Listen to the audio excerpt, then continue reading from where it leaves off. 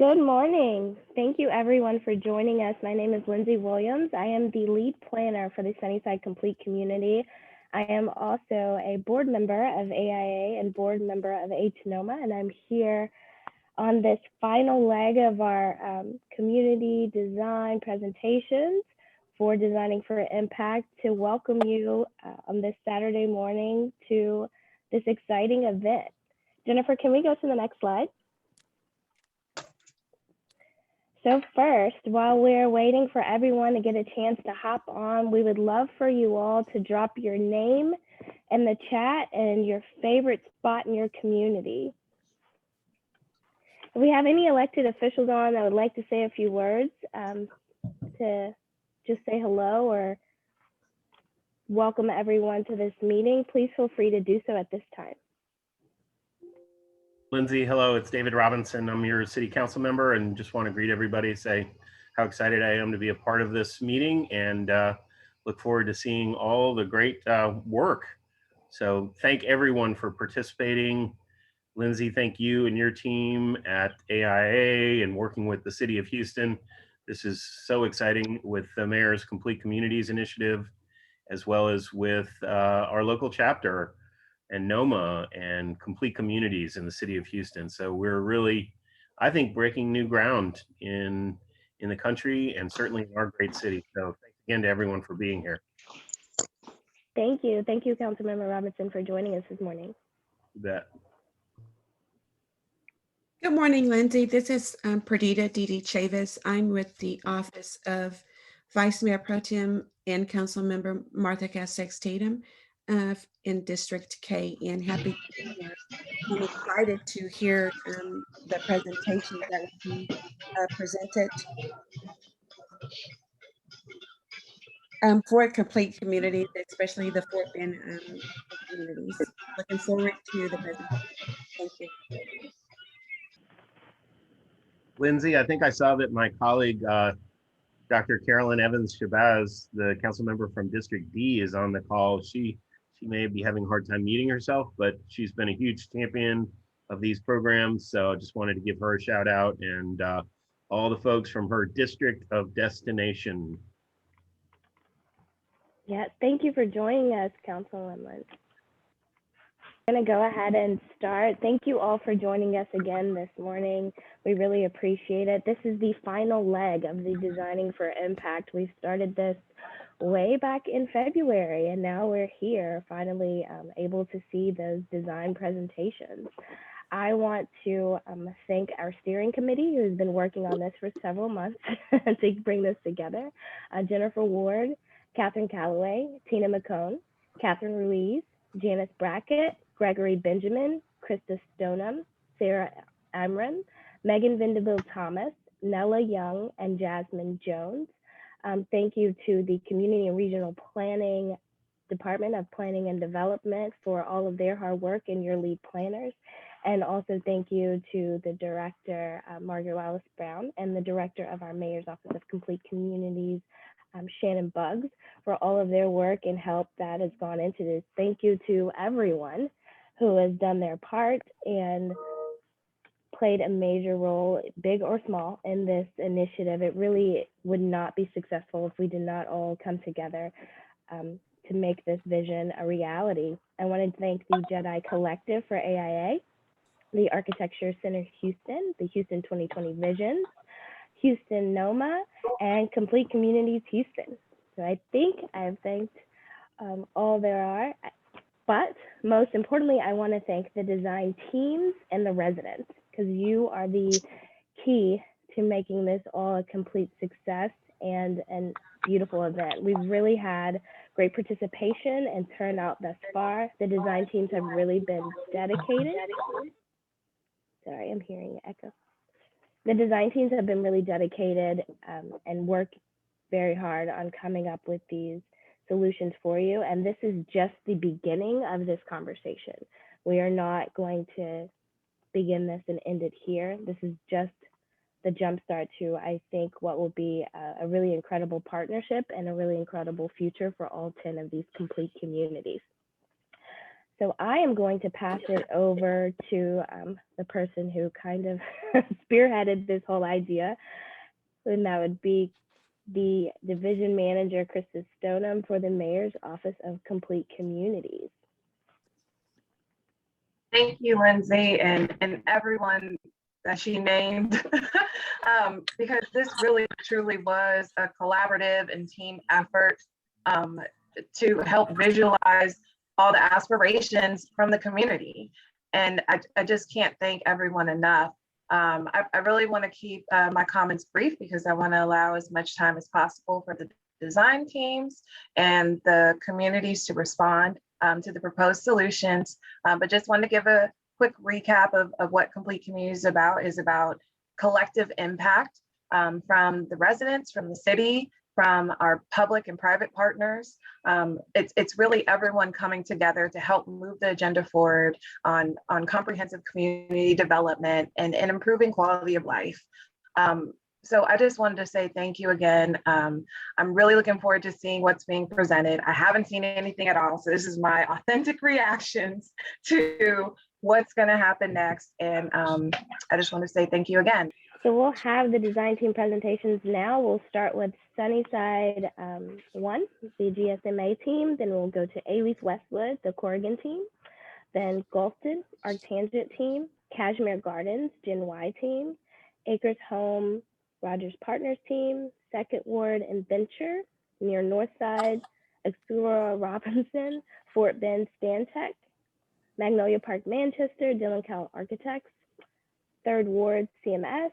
Sunnyside 2, which will be the JC team, Alief Westwood 2, which will be PGAL. All the teams will have 10 minutes to do their presentations, and then a 5-minute, 5-minute question and answer after that.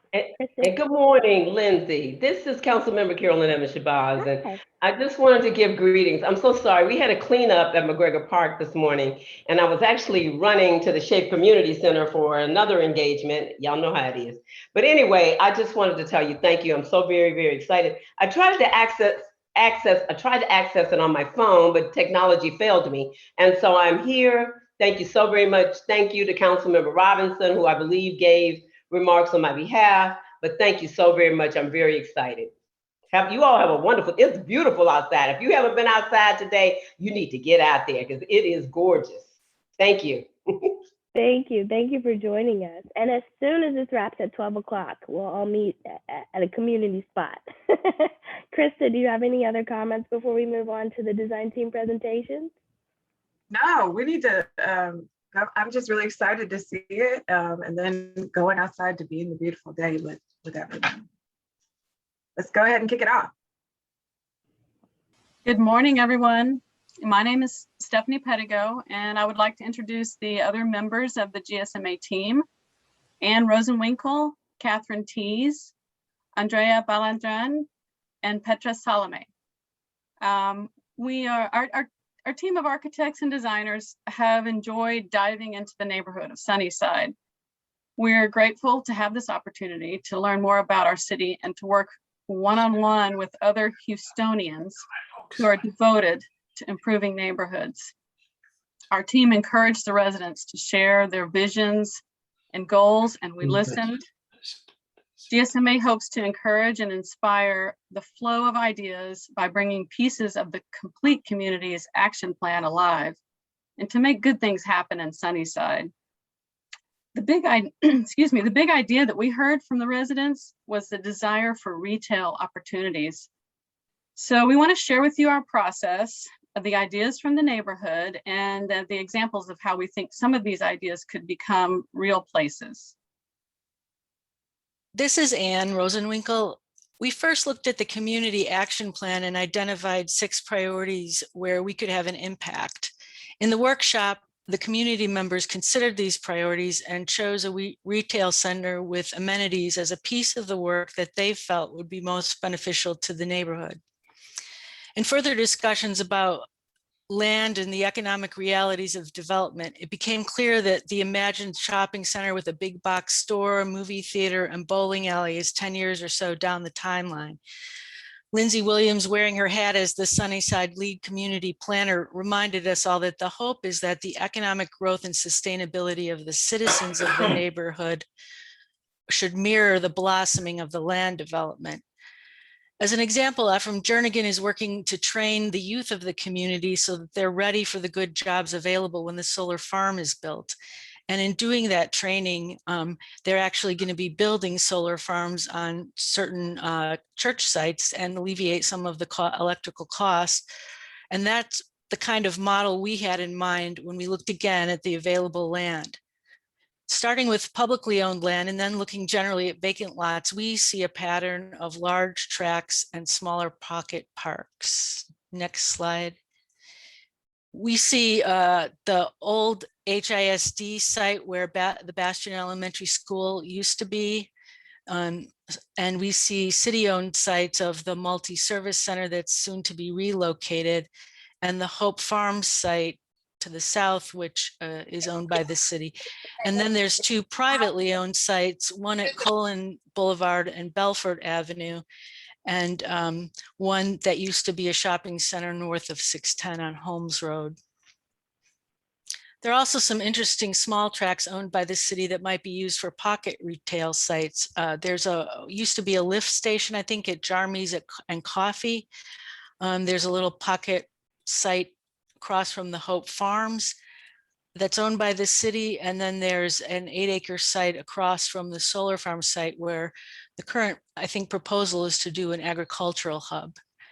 There are a couple of similar sites that are privately owned but seem ripe for some intervention. There's a site adjacent to the McDonald's on the South Loop, and between Cullen and Calhoun on Briscoe, there's an interesting site.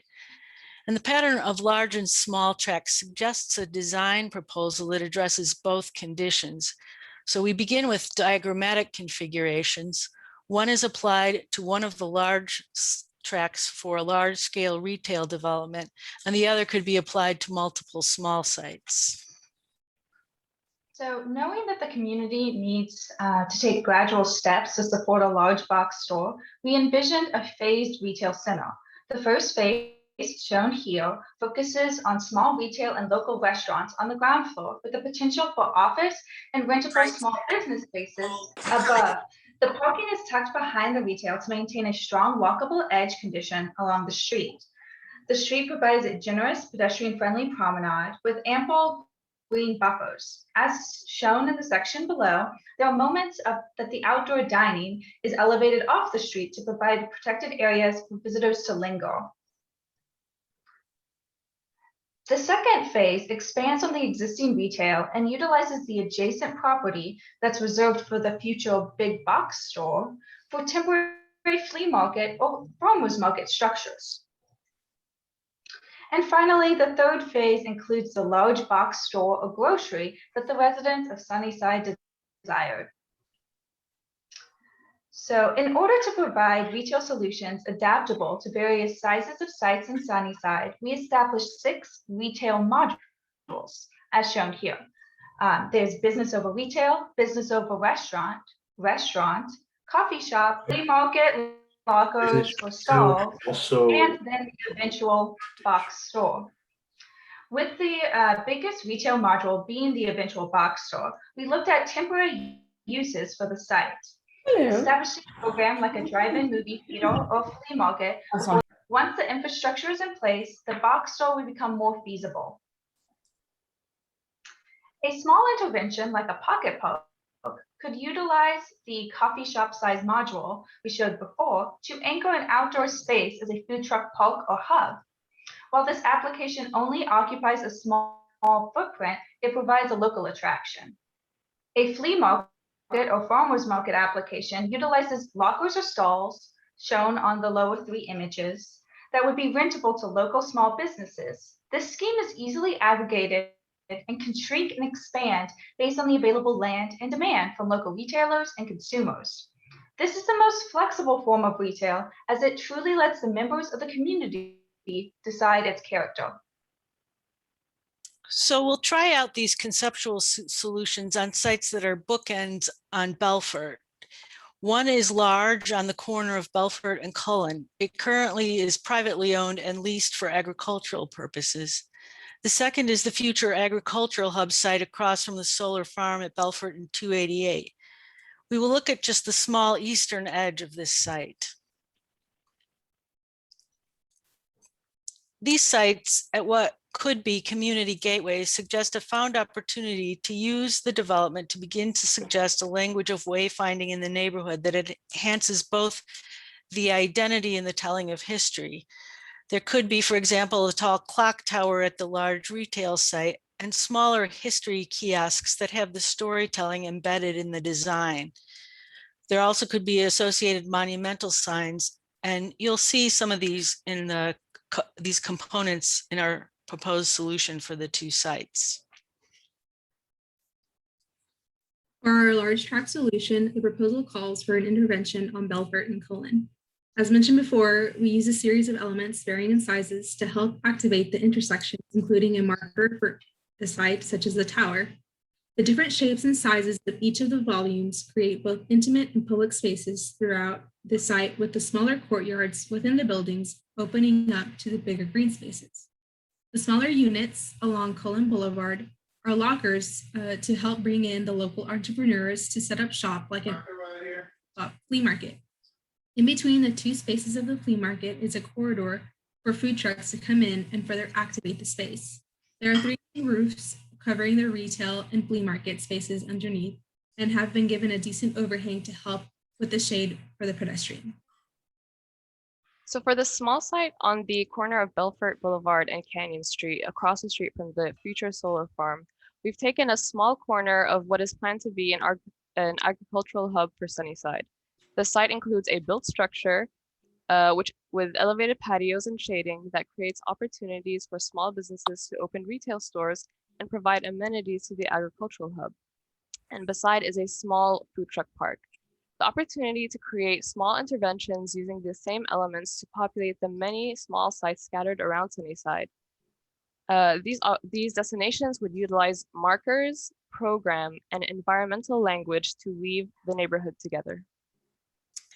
By proposing retail opportunities at different scales and phasing the development of these proposals and adding wayfinding ideas, we're creating destinations within the neighborhood. We're deeply grateful to have this opportunity to get to know and to collaborate with fellow citizens of a city that we love. While we're keenly aware of the limitations of what we can provide, we hope our work will lead to important next steps, including negotiating with landowners and finding sources of funding. There are smaller opportunities as well. There are grants that the community has applied for to enhance the street corridors on Belfort and Cullen, and Trees for Houston is doing a giveaway on May 15th and 29th. We encourage everyone to go plant a tree so the next generation of Houstonians can enjoy beautiful tree-lined treescapes. And now we're open for any questions you might have.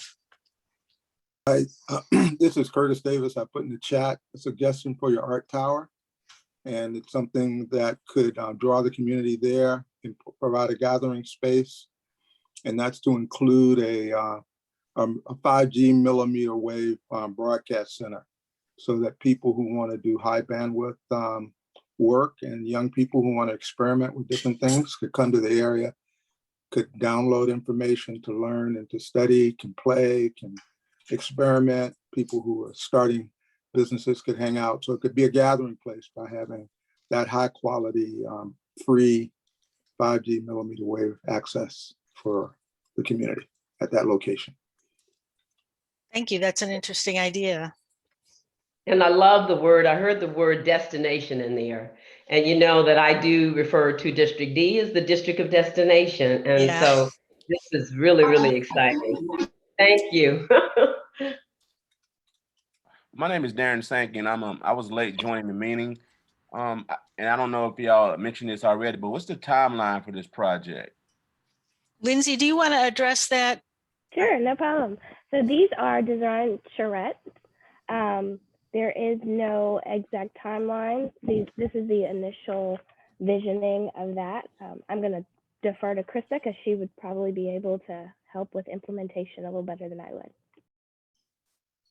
No, you were handling it well, but ultimately this is an exercise in order to help conceptualize on paper, as they explained, some of the different strategies on how we can move the Sunnyside action plan forward. So there are no commitments in terms of implementation at this time, but evaluating these different recommendations, I think are low-hanging fruit activities that we would like to discuss with the community, probably in future meetings with the work groups and such, but I'll save that for kind of next steps conversation, but there is no implementation commitment for any of the projects that will be presented today.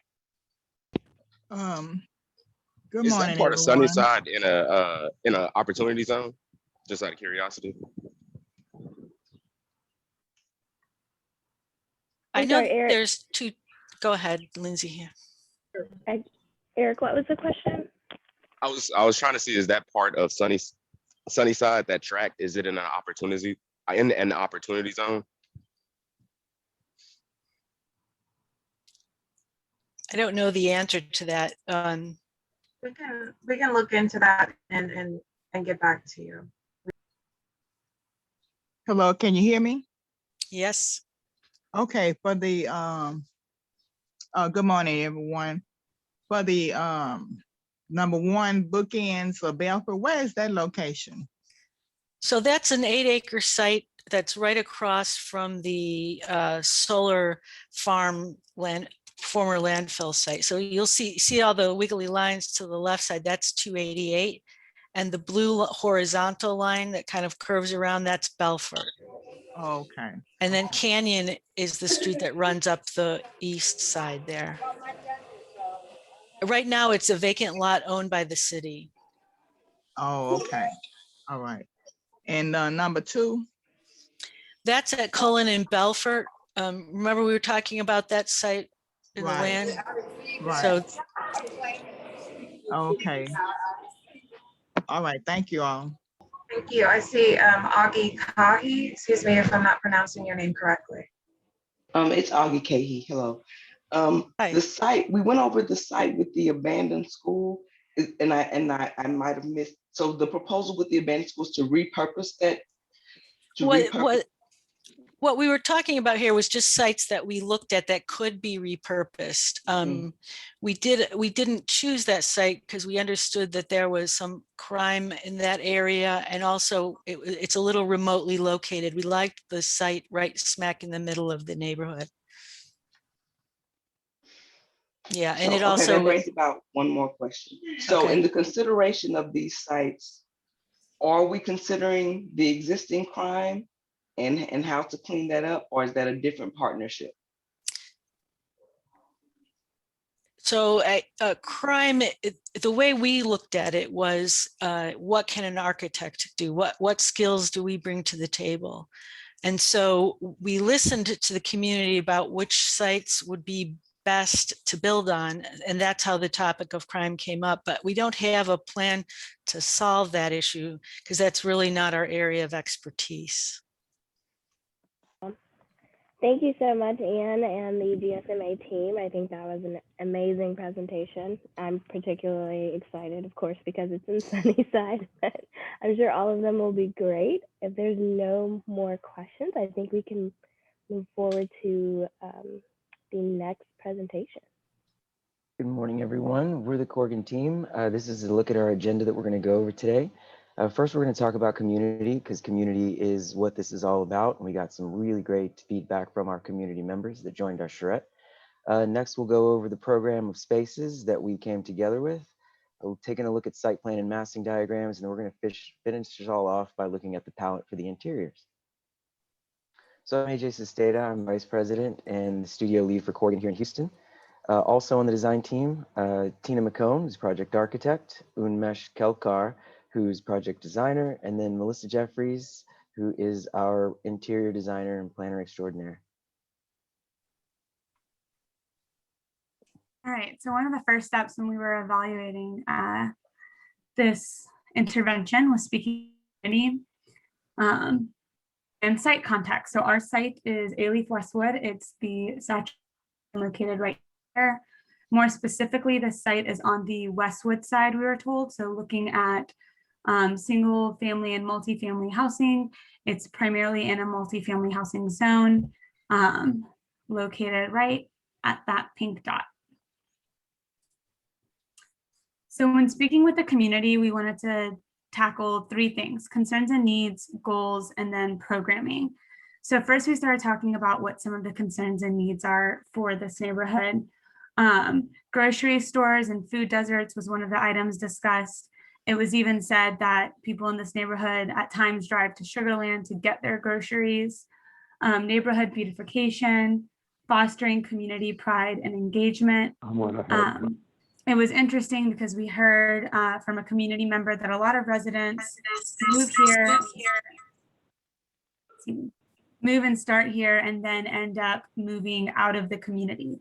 So how can we make this community iconic, bring the community back together, include more inclusion? And then another concern, which was a major concern, was in this area, there seems to be a high rate of sex and human trafficking that leads to concerns with schools.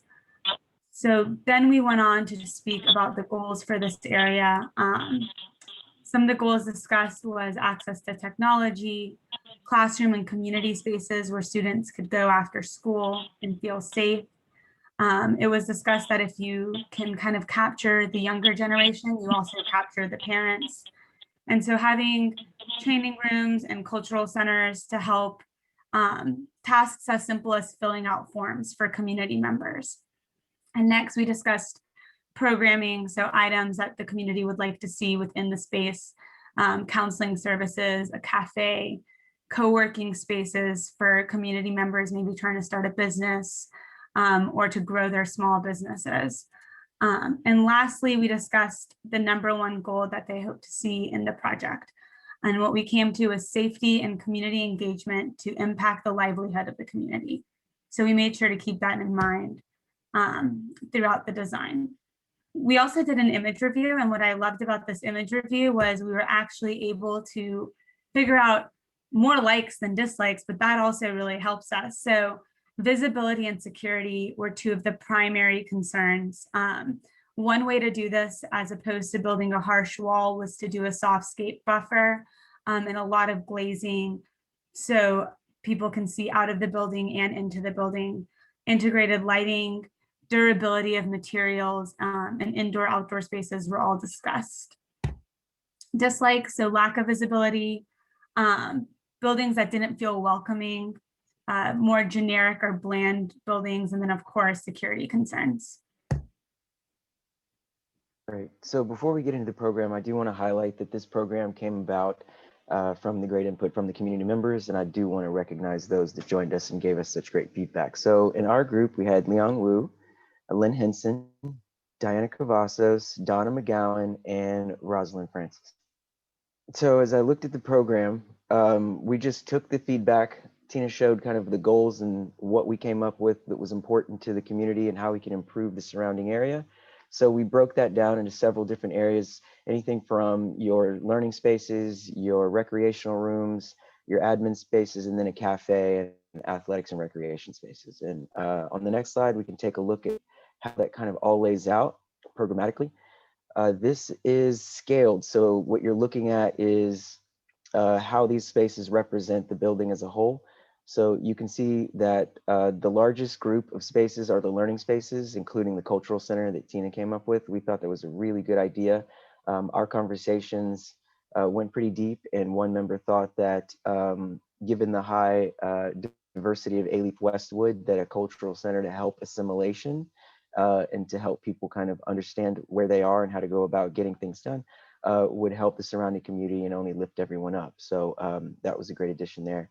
Other spaces to highlight: a cafe and kitchen, a community auditorium space, a media center, which is a library, and then we've got spaces for adult education. Another really great and important piece was business center and professional development. We're providing spaces for people to come in and leverage anything from a conference room to a place where they could just get some work done over the internet and then have access to a printing suite. Tina? All right, so next we looked at the site in massing, and we wanted to kind of establish where we were located, and what some of the adjacencies were. So a primary adjacency that we kind of identified was Forum Park and Best Elementary, and we wanted to make sure that there was a clear path from the proposed community center to the elementary school. We are also located directly behind Dimensions D-Spot Church, and so we wanted to have a community partnership with that church. Plan south, you see I-69, and then right along this road is Bissonnet.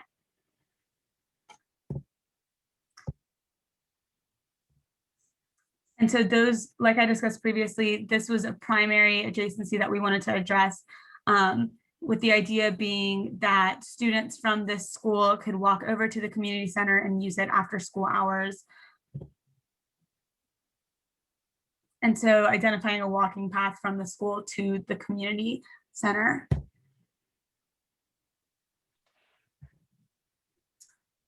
So next we looked at how this would lay out in reference to outdoor spaces. So to have a public entry and then a public courtyard, but also you will see in a future slide to create this private courtyard where students can go out and play in and still feel safe. And then a semi-enclosed play area where number 5 is, as well as an entry for at number 2. And that kind of shows materials that were discussed later on. All right, so looking at the plan, a few adjacencies again that we wanted to address was the admin space facing out to higher dimension D-Spot, as well as the cafe.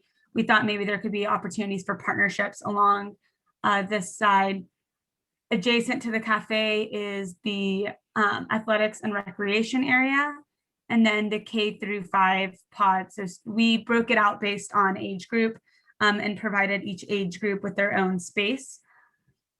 Special programming, athletics and auditorium, and then service spaces. So again, the point of the auditorium being on this side was if the rest of the community center was closed and the community wanted to host something in the auditorium, that space could open up separately. Looking on the second floor, we have the 9th through 12 pod, the 6th through 8 pod at number 5, the business center and professional development located directly below that, a media center, and then an adult education center as well. On the second floor, we also thought it was important to give people access to outdoor spaces. And so there are these balconies that are located where you see number 4. Some of the finishes we looked at when looking at the outdoor spaces, warm wood siding, brick, metal panels were appropriate, aluminum windows to bring in that daylight and bring in the airiness that the community enjoyed, and then the soft buffer landscaping and outdoor paving. I wanted the building to feel very warm and welcoming because that's something that was expressed to us as being very important to the community. And then that's a quick sketch of what that front entry would look like. So this is the admin space right here, and then the entry and public courtyard.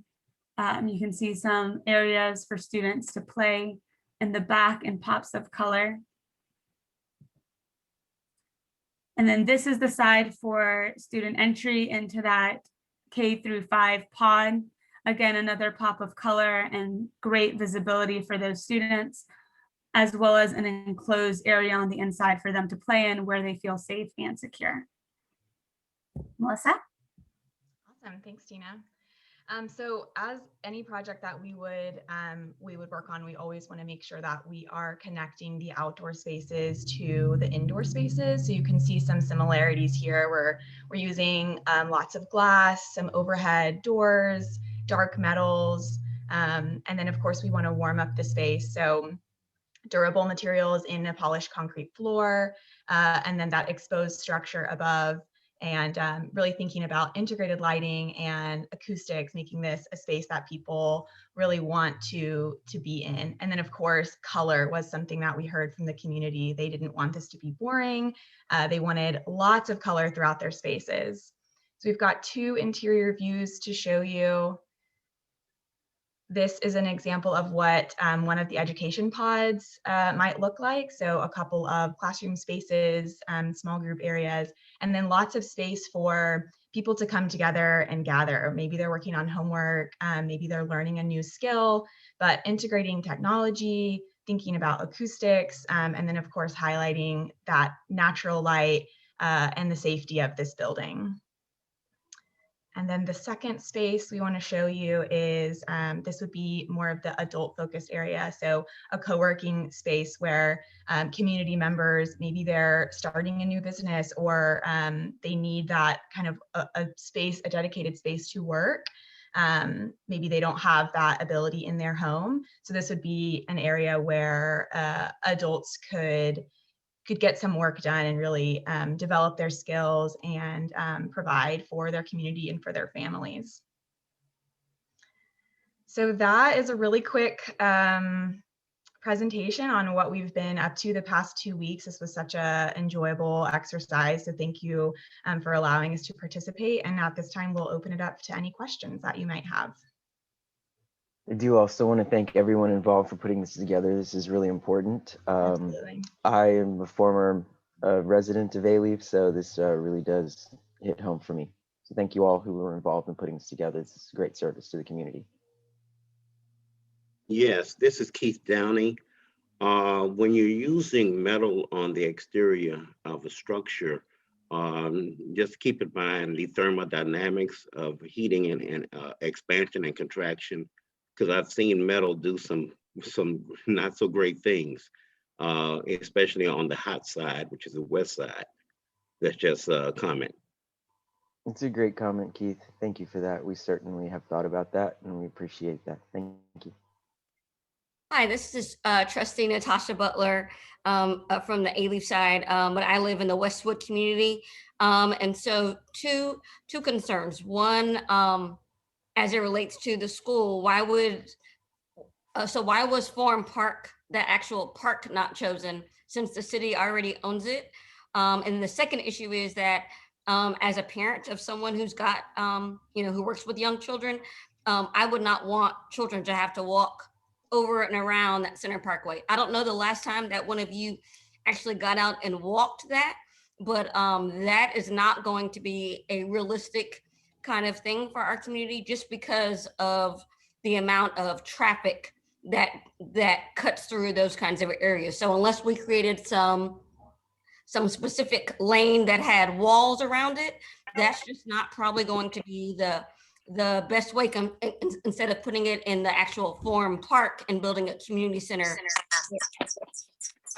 But I love the concept of having a community center that works with, that addresses everything from the libraries to food to co-working space. But I just think the location is going to be more of a hindrance for the community than an actual asset compared to putting it in the actual Forum Park that the city owns and building a community center there. Yeah, so I understand your concerns.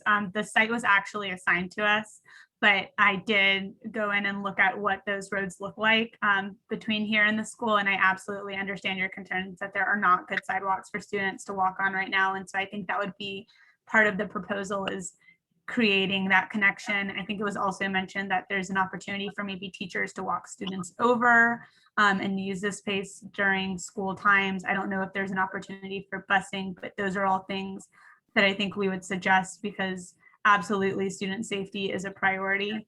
And currently it's not feasible. So I absolutely understand your concerns. Yeah, so we would not be able to, I could not take a teacher off grounds and walk them onto city streets. So that's one issue. But obviously, if we put it in that Forum Park spot, that would actually be better, because we are actually, as a school district, looking at taking that property that is beside Best Elementary. And so, Best Elementary is its own spot. And so we have been talking and thinking about, putting a community center that you have designed actually in Forum Park. And Higher D being a space in which we could partner with like community organizations like the Edna Kingsley Foundation and some others who could put work actually into Higher D. So then we could have two different sides of things that could both service a community that might look differently. Yeah, that's a great idea. I love the thought of something like this going in that large forum park and having even more space for outdoor activities, soccer fields, or whatever that is. So that's a really great point. Thank you. Thank you. The programming for the community center is really great, and I just would encourage further intentional thought as these ideas develop to think about it for families who would be engaged in a lot of development issues together. Oftentimes, it's difficult for families to participate in things, when it comes to dinner and this and that.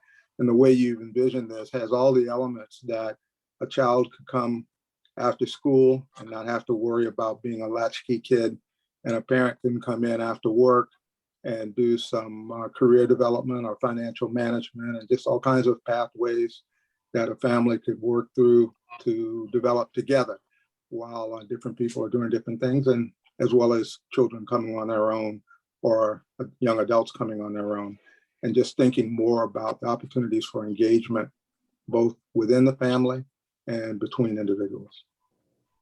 Thank you, Curtis. That's definitely what we intend to do, so we appreciate that comment as well.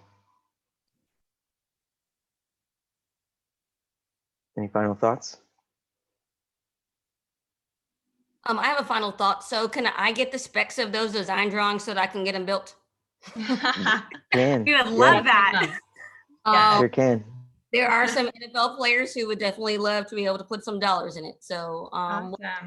Let's do it. I can help get some things moving. Awesome. We'd love to. Thank you. That would be wonderful. That's part of why we're here, right? To kind of spur these things. I do want to just add the caveat that some of these sites were selected. In this case, we asked them to kind of explore the site, to look a little further into it.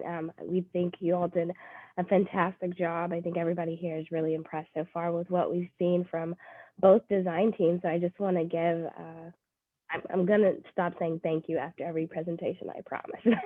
We are very, very excited. Like, this is very impressive. And we are very grateful for everyone's hard work and time. So we're going to move on to our next design presentation at this time. Good morning, everyone. My name is Bryn Miracle, and I'm the founder of Architangent. Our team was part of the Gulfton community design, and we are composed of multiple members from multiple firms. I would just like to highlight Nicholas Banks, Danny Rigg, Mona Elliman, and Eva Oman as part of our design team. All right, so our stated challenges and opportunities after meeting with the community were threefold. It was to provide more walkability as well as some public green spaces, provide a third place and start to create some placemaking opportunities for the residents, especially for the youth that get out of school the mid-afternoon and need a place to go, as well as celebrating the very diverse culture of the residents here, which is primarily made up of immigrants who are new to the country and have lived there for less than a year.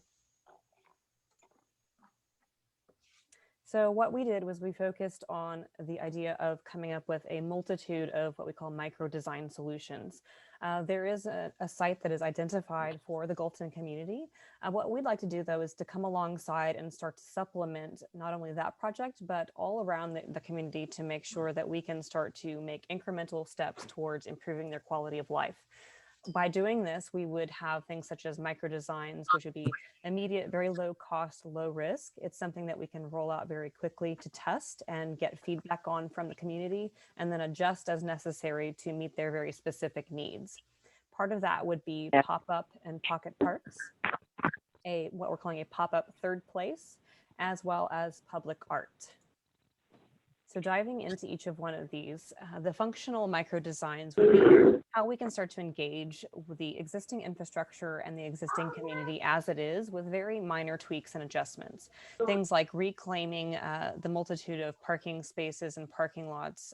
This community was built when car was king in the 70s. And so if we can start to reclaim some of that for green space, as well as providing different services to the community that are useful to them as they're waiting for transit or perhaps meeting up with friends, as well as what we're calling this adaptive functionality. So again, looking for different infrastructure and components that we can just add something to, very small, inexpensive ways to make these micro improvements. And then the last one would be enhancing the bus stops, whether that's through additional signage, more coverage, perhaps a water station, etc. Our next category of design is what we're calling our pop-up and pocket parks. The idea behind these is that we would have an opportunity to start engaging the community, especially the youth, on educating them on how the plants and the different foods that they eat are grown. There's some really great programs through nonprofits, people like Urban Harvest. We can start to reclaim small lots or parking spaces for these mobile parks to help people relax and give them an actual place to sit and to be, rather than just passing through a space, as well as a place where they can start to gather and find a sense of ownership in their community. Our next design iteration is what we're calling our pop-up third place pods. The idea here is that these would be mobile design solutions. They could be on a trailer, within a container, perhaps a reused or cleaned out dumpster, an old bus. There's a lot of different things that we could easily repurpose and then deploy throughout the community in hyper-local, hyper-specific places. These could be used for lounging. They could be miniature libraries. They could be pop-up markets or food trucks, things like that. And then we have our murals and street art interventions. It's a very quick way to beautify and bring attention to the community to help create a sense of place and a sense of identity for this multicultural community. These things could be interactive, wherein you can remove objects, put them up. Maybe it's something where you can actually have interaction with it yourself and start to help create the art.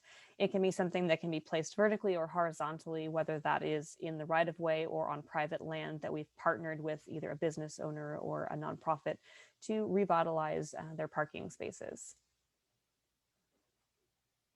What we found through our conversations with the Gulfton community members is that language can often be a barrier to communication. And so to ensure that these different design iterations are going to have longevity, we would first want to start with a universal communication tool. Our proposal for that would be to create a series of posters, possibly maps that show where all these different community assets are located, and use pictures to describe that. It's very universal. We don't have to rely on a specific language. Then we would start to roll out social programming, so events, market days, art events, things where it starts to bring people together, have them meet their neighbors, and really start to create a sense of trust. And then finally, we would want to partner with, again, those business owners who have land down the different streets that we would like to implement either art programs, gardening programs, etc. And having their buy-in or their sponsorship would be crucial to the longevity of these ideas. What we've done is identified a series of interventions and where those could be placed based on the existing community infrastructure. Here we can see the map that shows all the different bus routes in the different colors and numbers, and the stars are representative of where the bus stop interventions could be placed. Again, those could be something where we introduce some more green space. We have something that's maybe artist-made structures or architect-made structures that could be very interesting and unique to the community that it serves, as well as that idea of the posters helping people navigate the community that they're in, especially if they're visiting for the first time to the country. Our next intervention is showing on the map where the existing schools are, as well as some sites that we've identified as potential open programmable spaces. What we are trying to do here is draw the relationship between the different schools and where we could start to deploy some of those mobile pop-up third place ideas. These mobile containers could be computer labs for kids, they could be miniature libraries, they could be art centers, maker spaces. There's a lot of different things that you can easily put into a trailer or into a pod that we can then deploy that are close in proximity to the existing schools and help those kids as they get out to have an after-school program that's nearby them. Our community street art design intervention, what we did is we overlaid, again, the open programmable spaces with not only the existing art, but then put in some proposed art locations. There are already several murals around the community that we think would be wonderful to create an entire network and then perhaps have some events like Sunday Streets that center around a tour of the different murals, obviously engaging with local artists and celebrating the different cultures and diversity here. Finally, we looked a little bit closer at the existing site from the city identified project site where a community center will be built. And what we'd like to do there is, again, supplement the project that is already in place by connecting another bike path. What we have right now is an existing proposal that is just now getting kicked off for improvements to both Hillcroft and Westwood. And what we would like to do is go ahead and connect those with an additional bike path that extends down Gulfton. And then what we would like to do is to go ahead and then build a connector for pedestrians across the major intersection, the south portion of the site, that would connect those bike paths and pedestrian paths over to this new community center and to the garden specifically. We envision this as a sort of gateway or monumental type of intervention where we can start to layer in all those different design iterations that we have presented thus far. This could be not only a beacon and a gateway that signifies that you're in the neighborhood, it could also be a place where we can start to implement some of those arts, start hanging things off of this pedestrian bridge that takes you across the busy roadway and starts to give people a sense of identity in place. And then to wrap up, we have a list of suggested partners that could be instrumental in helping to deploy some of these quick micro interventions, as well as some next steps that we believe would be important to getting these things off the ground. We'd love to hear your feedback and if you have any questions for our team. Yeah, I just wanted Hi, to add good morning. This is Sandra Rodriguez with the Gulfton Super Neighborhood Council and over 3-decade resident of Gulfton. So I think this presentation is amazing. I really, really love it. I love how it activates the community. Our neighbors are pedestrian, you know, the pedestrian community. And I think it provides the community more time outdoors and really opportunities to engage with our neighbors. So I think this is great. Thank you. We appreciate that. We're hoping that all of these micro design iterations would be very specific to each of the different folks that live here.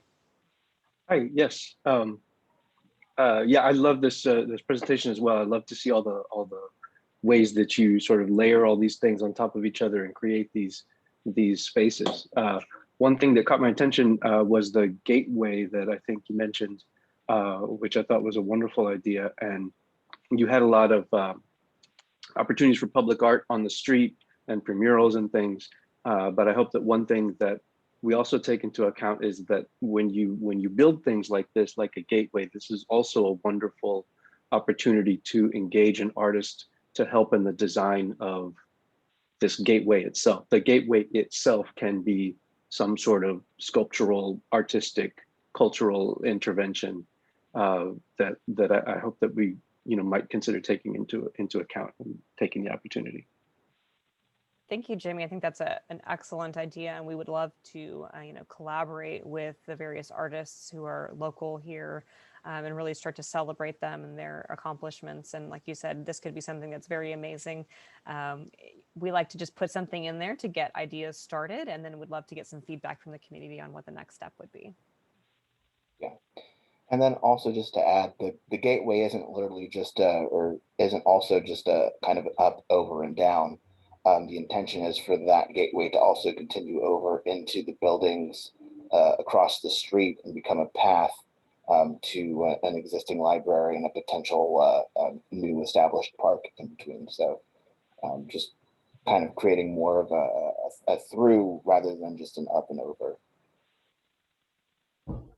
This is Curtis Davis. From a follow-through funding point of view, I think the bus stop and the community engagement process aspect of this is great and can be tied into infrastructure development proposals. I know a group in London and particularly in Brixton has a similar kind of initiative called Edible Bus Stops, and they've been very successful in their planning.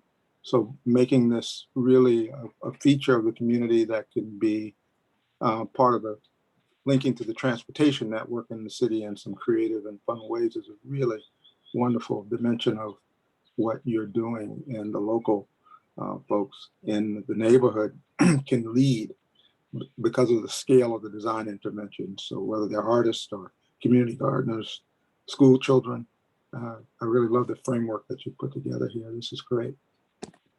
Curtis, yeah, that was one of the ideas that we had, is that involving as many community members as possible would help to create that sense of ownership and that sense of place, and also help with indirectly through the filter down process with things like crime and trash, littering, things like that. Once you have that sense of ownership, then there tends to be you know, a group raising of the bar to how you take care of those things.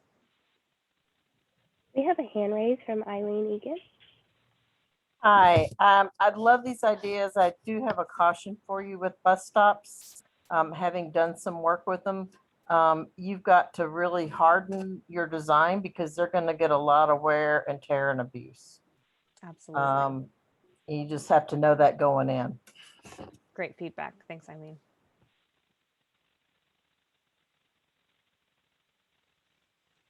All right, any other questions? Thank you, everyone. Thank you. That was an excellent presentation. And Kashmere Gardens. Yeah, good morning, everybody. We're the Kashmere Gardens team, Team Gen Y. We're a bit of a mixed team, so it was really exciting to get the opportunity to work together and kind of learn each other's styles, and also take a look at this really beautiful neighborhood with incredible people. And they already, through the Complete Communities work that they've been doing there, have a great vision that we were able to work off of. And from the Complete Communities team efforts and published reports, we were able to come up with, I think, some really good solutions that could help the neighborhood with some of the things they've already identified. We did have the opportunity to meet with neighborhood members twice, both at the workshop through AIA on the 10th, where we had some great participation from community members such as Megan Terry, Kendra Williams, Dr. McCullough, and Zano Bailey, as well as our assistants, the developers at the City of Houston, Devontae Caldwell and Joel Avery. And so we really thank them for all their engagement and participation. And then we were also able to meet with the Complete Communities work group this past Tuesday, which was really excellent and great to see the kind of work they're doing to produce these Complete Communities documents. So I wanted to give our team an opportunity to introduce themselves. So first off, I'm Sarah Killingsworth. I'm a project architect at Stantec here in Houston. My name is Bayardo Selva. I am an architect with Create Architects here in Houston. And I want to take a quick little moment to, let y'all know that the majority of this team is made up from U of H students. And they have, from what I've seen from them, a lot of great potentials and a lot of drive. So it's important that you guys understand that, that's what the feeling I've gotten from them. Hi, everybody. My name is Jayla, and I'm a fifth-year student at the University of Houston. Hello, my name is Javier. I am a fourth-year student in the architecture program at the University of Houston. Hello, everyone. My name is Chris Robertson. I am a recent graduate of the University of Houston, and it was a real privilege to be a part of this team. Yeah, so we definitely got the opportunity to kind of create a small sense of community within our team, and I think that helped a lot. So some of the things that we took away from the community meetings that we had was focusing on listening. Neighborhood residents often already know what they need, and so we didn't want to come with wild architectural ideas that weren't really practical and didn't really respond to what the neighborhood had already told us, especially through the Complete Communities work. So some of the things that they brought up were about building connections and opportunity from within the neighborhood rather than outside, creating physical connections and space, and especially respecting the history of what's lived there, both spiritually and physically within the neighborhood. Kashmere Gardens is also the location of one of the first integrated schools in Houston, which I believe is Kashmere Elementary, right, Chris? So there's some important history that we wanted to celebrate and protect within Kashmere Gardens and never seek to overwrite. So some of the ideas that we took away from our meetings with community members that were more architecturally focused were spaces for community to gather and network and connect with each other. So both physical community space and social community space. We also talked about mural projects that would celebrate that history of Kashmere Gardens, as well as looking at central locations that would help create a better physical network. There already exist some networks, such as community centers that need enhancement, community garden systems, such as through Urban Harvest and other partners, bus and transit routes, churches, parks, businesses owned by locals, and schools. But how could we then build on those networks to increase that social functionality through other community centers, better utilization of school campuses as homes for social community space, grocery and retail in a food desert, adult education, streets and transit, and connecting all of these programs to enhance their outreach. So we were able to kind of boil down all of our ideas into two categories. First, of focusing on destinations, places to be, and then also connections, making those destinations meaningful through ways to get there, and turning them all into scalable solutions. So the intent is that these scalable solutions can be deployed in parts and pieces rather than hinging their success on an entire corridor needing to be redeveloped. So if you can go block by block with some of these solutions, you might see more success, especially in the real world. So some of these spaces that we identified as destinations included parks and public space, community gardens, bikes and trailways, also businesses, community centers, churches, and schools. So we dove back into the Complete Communities document and tried to pull out into three categories some of the priorities that residents have already identified in our solutions. So a solution system of connections through complete street redesign and trail systems could address several priorities across several categories, including flood resilience, mobility and infrastructure, and protecting neighborhood character. And so these are some of the specific items listed that we hoped to address through our design solutions.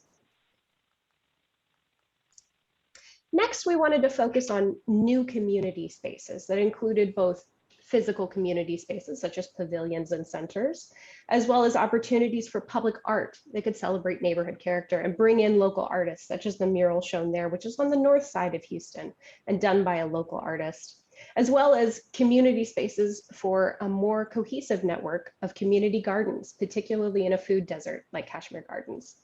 And this would address categories such as neighborhood character and parks and communities. And then finally, the third tenet of kind of our implemented strategy is the grocery and retail, which is really the third part and the third phase of, I think, what's realistic. Because, as was addressed in an earlier presentation, some of these big box stores or larger developments tend to take more time and also require more partnerships and buy-in. So while we do want to propose the development of grocery and retail, we realize that some of these connecting tissue of networks are required to support things like this. This also addresses categories from the Complete Communities document, including economic opportunity, health, and mobility and infrastructure. So next, we took a look at the big view of the neighborhood, and this was one of the maps that was created by the Complete Communities work group. And we were able to include some of our interventions and networks on this map and see how they would mesh together to create a more cohesive network.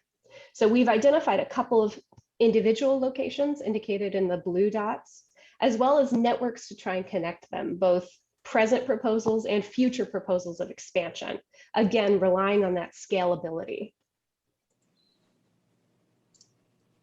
So the first plan in our connections phase would be looking at corridors along Lockwood, which is one of the major corridors and was identified in the Complete Communities document as critical and important to development. It's right now not very pedestrian friendly. It's really a car corridor. So we looked at how could we turn this more into a community space by connecting existing community areas with non-car driven connection. So this, oh, sorry, did you have a question? Okay, I'll keep going, no worries, we'll have questions next.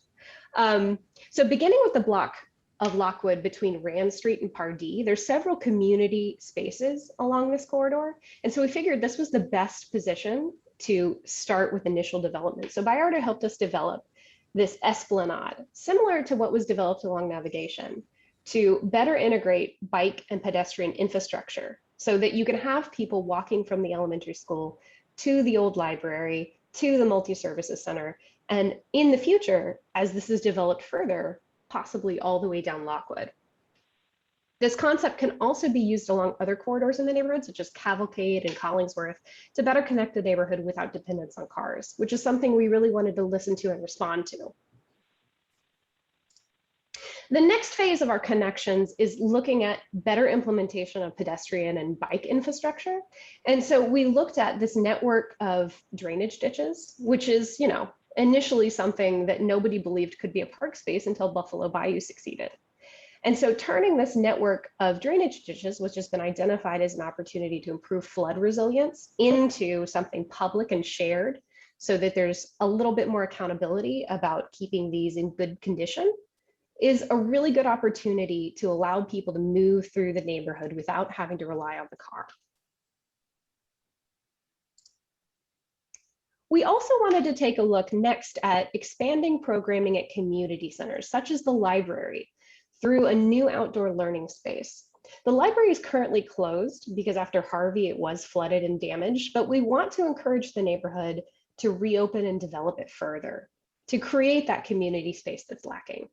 This outdoor space can also make it more accessible to the community rather than a closed and more secure environment, and encourages further development along Lockwood, as well as tying into the complete streets connection that we talked about earlier. So this is actually based on an existing precedent, which one of our students was working really hard on this year. This is a multi-purpose pavilion that was developed with a really, really cool sandwich structure cover. And so it does better at heat mitigation than a typical metal canopy or pavilion would. And so we really wanted to bring some of these innovative architectural and engineering solutions in to also provide an opportunity for students to learn from and be inspired by. Next, we wanted to look at other placemaking, like pocket parks. This is something the neighborhood is already doing, such as next to the Canaan Baptist. They're looking at developing their own pocket parks to have better community space in the neighborhood. So how could we make this more deployable? So in order to lower barriers to pocket park development, we looked at creating a prototype with a few variations for a typical half lot in the neighborhood, which would be about 60 by 150 feet.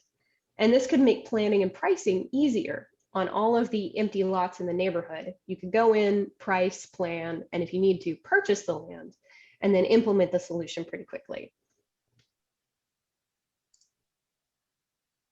And then finally, we wanted to look at that grocery and retail development. So this is the larger scale and probably needs to happen after connections have been established, and so people can move more freely around the neighborhood. But looking at the corner of Kashmere and Liberty Road, which is also close to Lockwood, where it runs into the rail yards on the south side of the neighborhood, we saw that this could be an interesting opportunity for kind of a box store as well as a series of storefronts where you can bring in more economic development, such as encouraging a credit union and also space for a farmer's market, such as Urban Harvest, to hold their weekend and weekday sales. But you could also encourage grocery development, such as a low-cost chain like Aldi, or even a co-op, which has precedent in Houston. So we feel that this could be the next iteration. Once you have everything connected, you can start to have bigger destinations like this. And hopefully that helps protect the neighborhood character and tie everything together. And that's it from us. So if anyone has any questions, we'd be happy to field. I think we're really excited about what we've thought through and proposed today.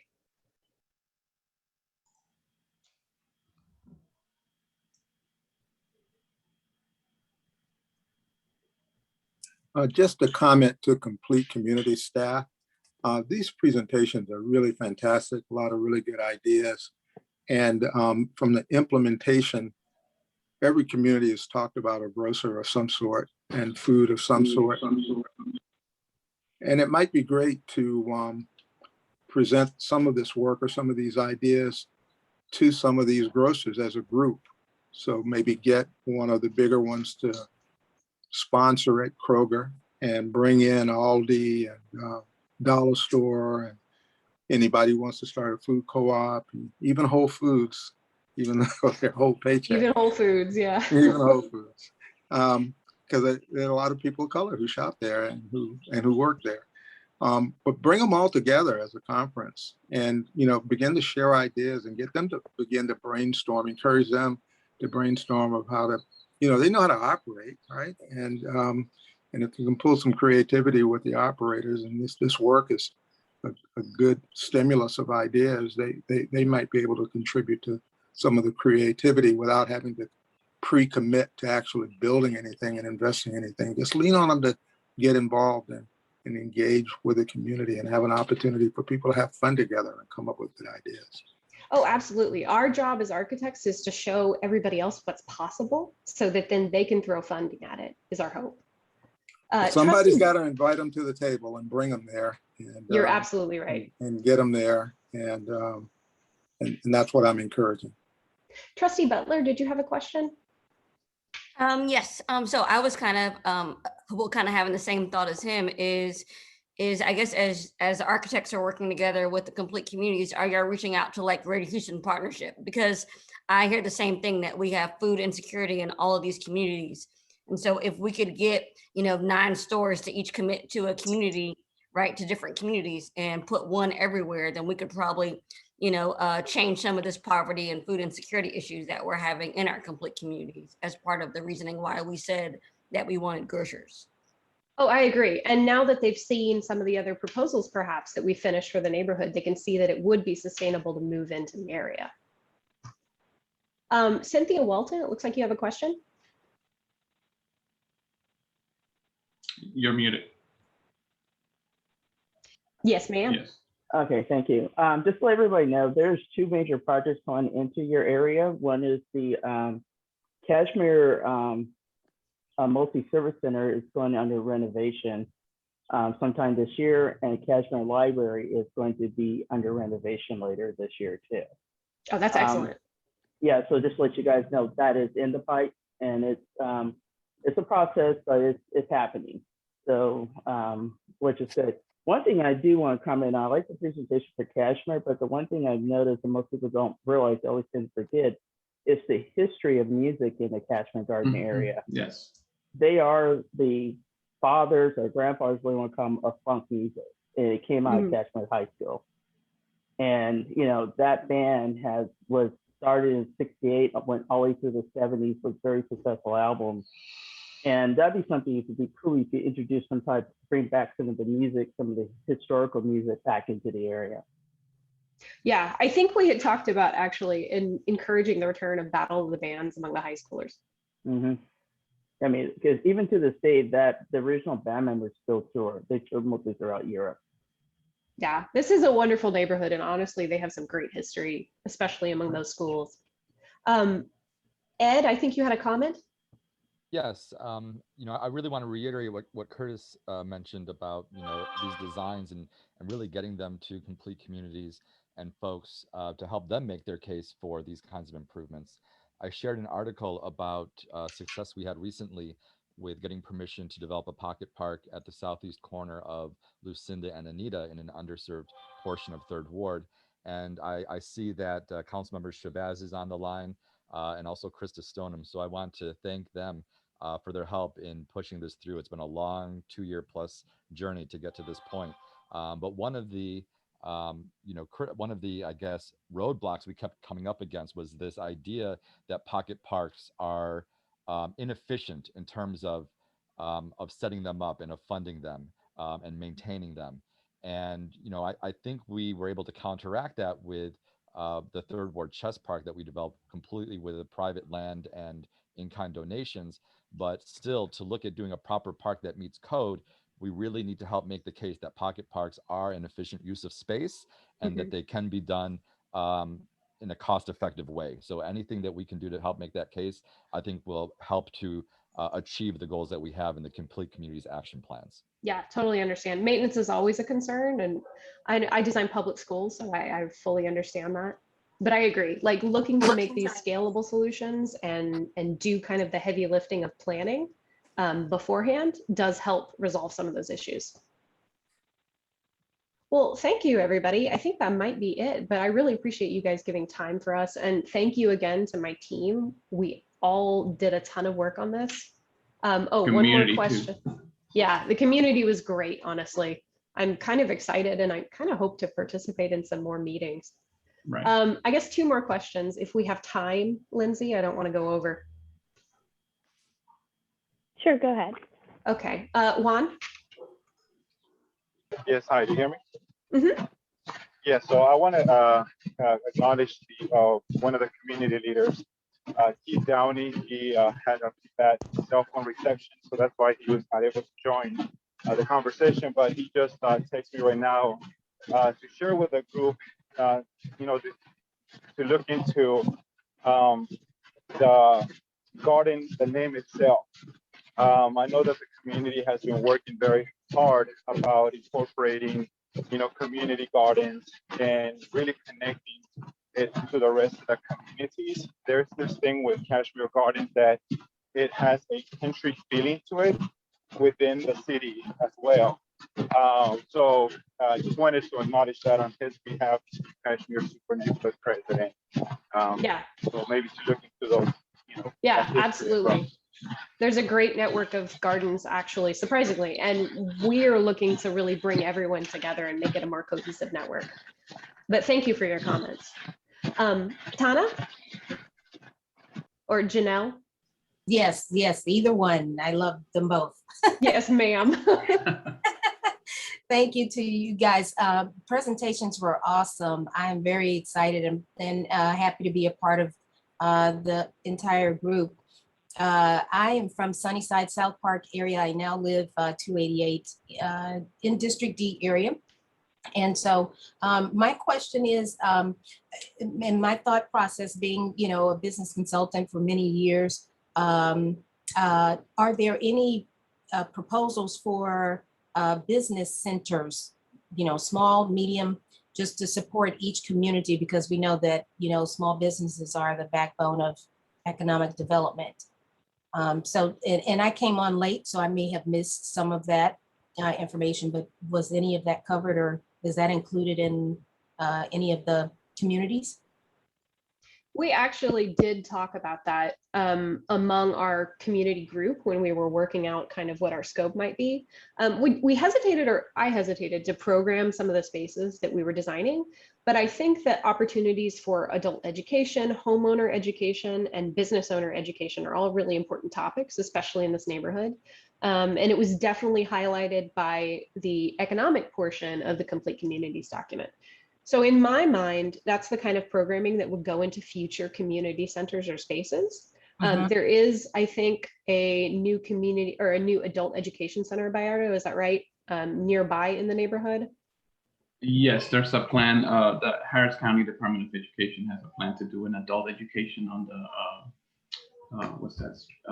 On 610 and Irvington. Okay. That's about to go up and close to there. Yeah, and I'm hopeful that actually with the expansion of the multi-services center as well, which is near some of the development we were looking at, that'll bring in opportunities for some of these programs to offer that kind of education as well. Okay, awesome. Ready. But the possibilities are endless. Thank you so much for all of your work and that presentation. We are going to move forward. We're a little over time, but we will give the floor to all of the groups to make their presentations. So I just want to move us forward. There's also towards the end, if there's any questions that maybe we can answer, we'll circle back to those if anybody wants to stay on. But up next, we'll have the Acres Home Group. Hi, everyone. I'm Tyler, and I want to echo what others have said, how much I've enjoyed the previous presentations. I'm looking forward to the rest of them too. I'm joined today by team members Brenda, Mariana, and David, and a team member who couldn't make it was Nikki. we worked with community members from Acres Homes. And this is sort of an overview of what we wanted to go through today. We kind of touch on what we heard from a great conversation we had with some community members, Curtis, Ann, Yvonne, and Alonzo. And then we also had a follow-up opportunity to go out and meet them on site. Some of us were able to do that. These are some of the things we heard. Includes both opportunities, some concerns, and sort of an analysis of what's been happening so far in Acres Home and what's left to go, and realized in conversation with the community members that what was needed was really a vision to kind of start to pull it together, recognizing that a city grows organically, but that there needed to be sort of a vision to hang things on. And sort of the main point that we came to was this last one, which is how do you spend a day in Acres Homes? Because there's a lot of great things happening there, but they're dispersed. People don't know about them. And there's a real opportunity to think about this idea of a town center, which is something that had been identified in previous studies, but really kind of looking at how we expand that idea. So this is just sort of a brief overview of kind of our process. I'm not going to read it all for you, but what we basically identified was that there is within the community that there's this stretch of West Montgomery between West Little York and South Victory that is a lot of the activities happening there today. But there's some issues there. There's some missing sidewalks. There's some missing connections. But it is sort of a place at the center of the community. There are new homes being built, new affordable homes being built nearby. There's a library, community center, and there's some businesses that have been around for a while that are sort of popular local spots. And so through the conversations, we basically set out to say, how do you spend a day in Acres Homes? So how do we make sure that there's everything that you want to do in a day in this community and you're not going to other places, and also that other people will be drawn to come and experience Acres Homes from elsewhere. So what is that day for a family? What is that day for an older resident?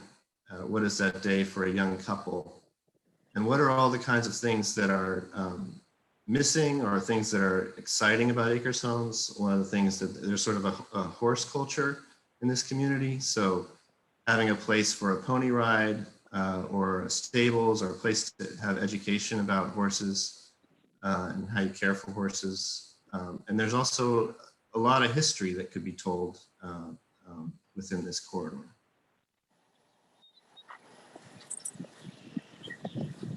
So we kind of developed just sort of a few ideas that we wanted to touch on and look at locations for some of these things and really try to bring life to these specific parts of this corridor.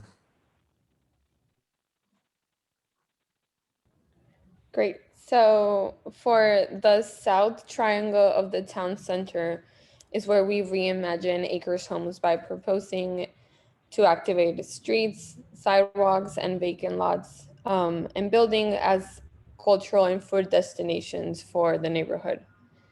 In the south side, facing Little York and bordering Acres Home Transit Center, we propose a horse riding education center where visitors and residents can enjoy the horse riding culture and the community, and learn how to take care of the neighborhood horses. We propose to redo the landscape of the transit center. Tyler, if you go back. To redo the landscaping of the transit center to add a better active space and green space of the area. We also propose to close down a section of Whitley Street to create a public a public space that can either host events like a farmer's market of live music, or can permanently be transferred to transformed to a smaller water park for children. We have reached out to consultancy on whether this is possible, and we're waiting on that response. And I'll hand it up to David to talk about these areas more closely. Hello all. So wait, can you all hear me? Yes. So I think on the next slide. So starting with kind of the transit center, since that's an area that's already publicly owned, we were sort of interested in how there's currently in front of it a very large retention drainage ditch that is fenced in. And there's kind of a long walk from the front of the transit center to the street that kind of makes it difficult to travel especially on a hot sunny day to the new town center that's envisioned. And so this seemed like one easy way to maybe incorporate a retention pond that has more quality landscape, that also provides shade that helps with the path, and then also connects to that town center. And then with the horses, the horse education center just to the west, it also maybe is a place where somebody can take a bus to the transit center and then connect to the horses to the side. And then here, sort of at the center of the town center that we were looking at, there currently is a triangle of three 4-lane roads that create kind of an excessive amount of asphalt. And there's great restaurants on West Montgomery right across, but they sort of are disconnected with large gas stations and asphalts. And so we kind of looked at this area also because in the action plan, it seemed like this portion of the street was cut off just because you don't need this much traffic going through. And so we looked at kind of this being an opportunity to provide maybe a splash pad and more shaded space, sort of, because you can also see from kind of the current image, there's a lot of asphalt, and then just to the west are a lot of power transmission lines. And so by incorporating trees, landscape, and a splash pad, it might make it a place where families can come for a picnic, and also sort of hide the power station sort of out of view and create more of a place where people can gather and connect with the businesses. And then third, kind of in this area, there's a large open space. One of the things that we also kind of discussed during our meeting 2 weeks ago was there's a quality of green space and trees in the area that some of the lots definitely would like to be filled, but we also want to take advantage of kind of the park-like space. And there currently is a kind of the beginnings of a food truck park opening in this location already. And so we just kind of wanted to vision that and kind of see how that can incorporate the trees that are there, and while still providing something new for the community, potentially on a date night, for instance. And working into the landscape. So the north section of the town center, we envision as an amenities cluster for residents. Having heard of the large need for a grocery store, we propose that the repurposing of the existing recycling center could potentially host a small to mid-sized grocery store, along with a small restaurant at the front and an activated storefront for a farmer's market and outdoor seating. It could also fit a parking lot with back access to both Montgomery Street and Victory Drive Then on the triangle vacant property on the right of it, we propose a pocket park and playground that can complement the nearby schools and churches as well. Lastly, I want to highlight that in front, there's the historic lodge across the street that could potentially be historically marked and also add to the cultural and historic aspect of the town center.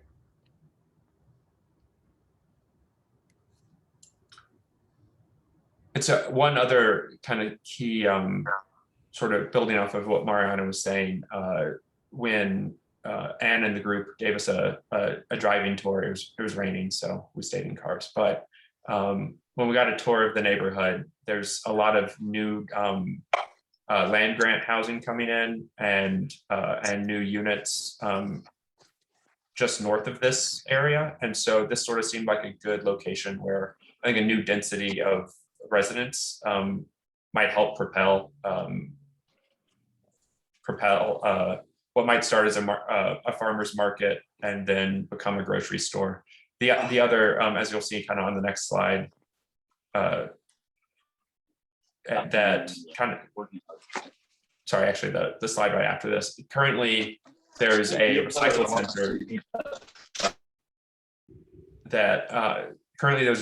center that is very fenced in, as you can see, and kind of residents had some complaints that it's both not really useful for the neighborhood and also has kind of been a place where it's sort of where stolen parts from cars are taken here and sold. And so they kind of want to take that element out of the neighborhood and use it for the people who live here. And so we saw this kind of as a key location, partially also because this lot connects both north and south to two different roads, that you could have parking enter from the north, and then on the south on Montgomery, you could actually kind of bring it up closer towards the street, and then also use some of the new space, green space, as farmers market and just weekend markets that can change through the seasons, and also as a place kind of for celebrating holidays.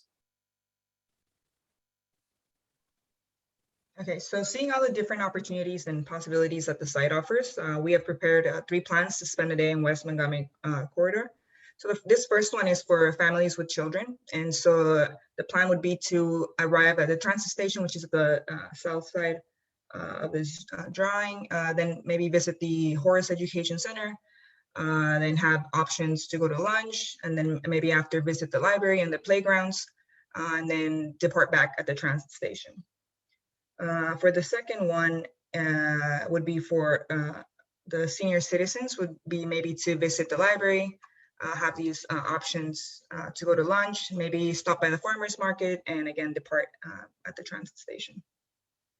And for the adults, again, it's we're pushing a lot of public transportation in these plans, and to arrive at the transit station, then have all these opportunities again for lunch and visit the library or the coffee shop, and then do a quick run to the grocery store.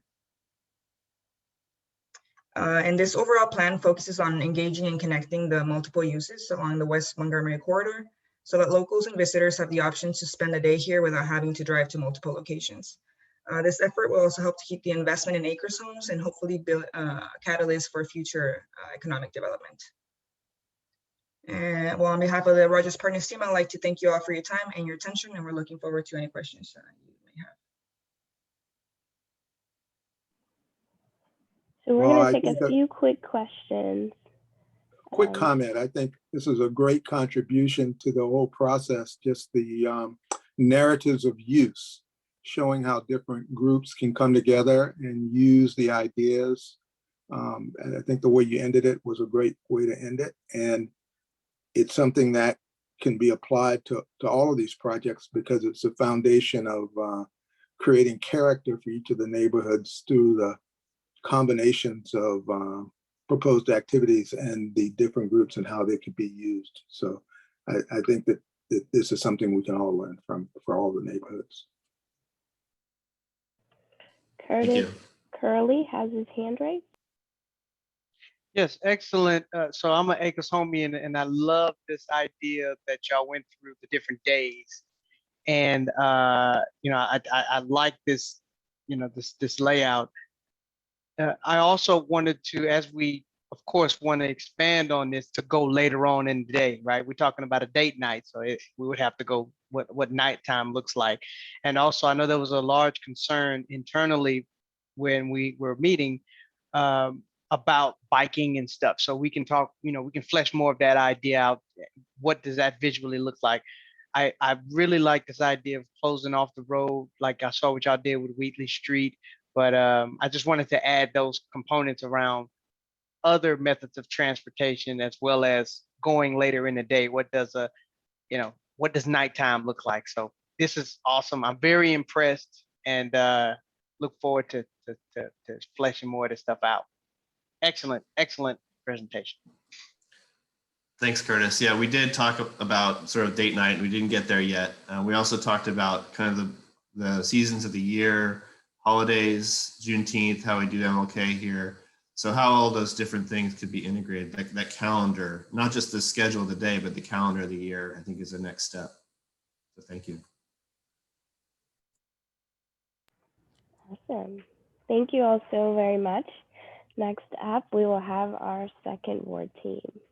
Also, please refer to the chat for any questions that people may have dropped in there.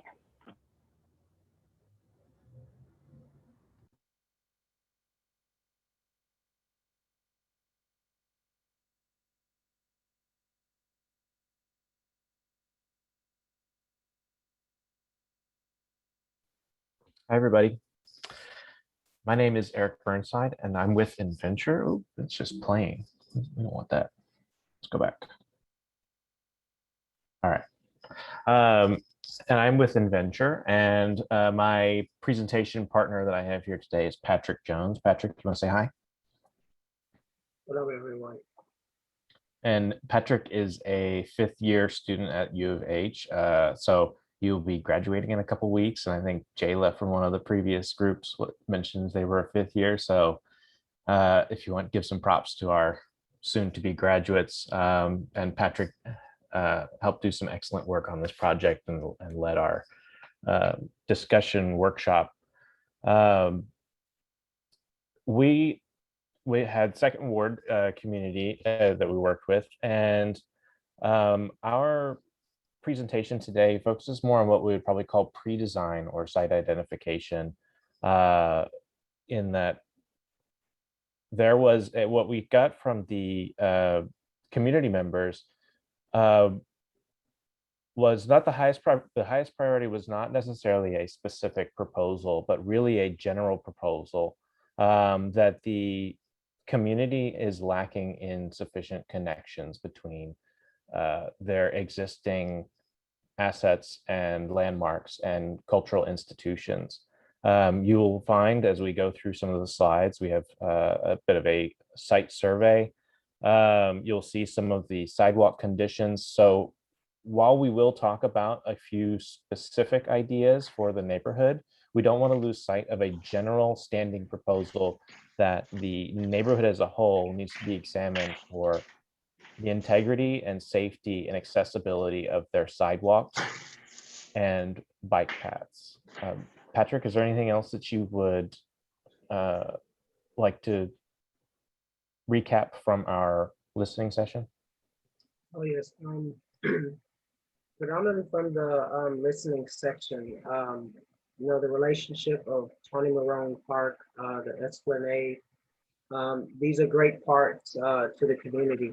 And one thing that I realized about the second ward community is that from the new all the way to the people that have lived there for many years, love that community. That's the one thing that, and they voice that very much, and they take pride in that.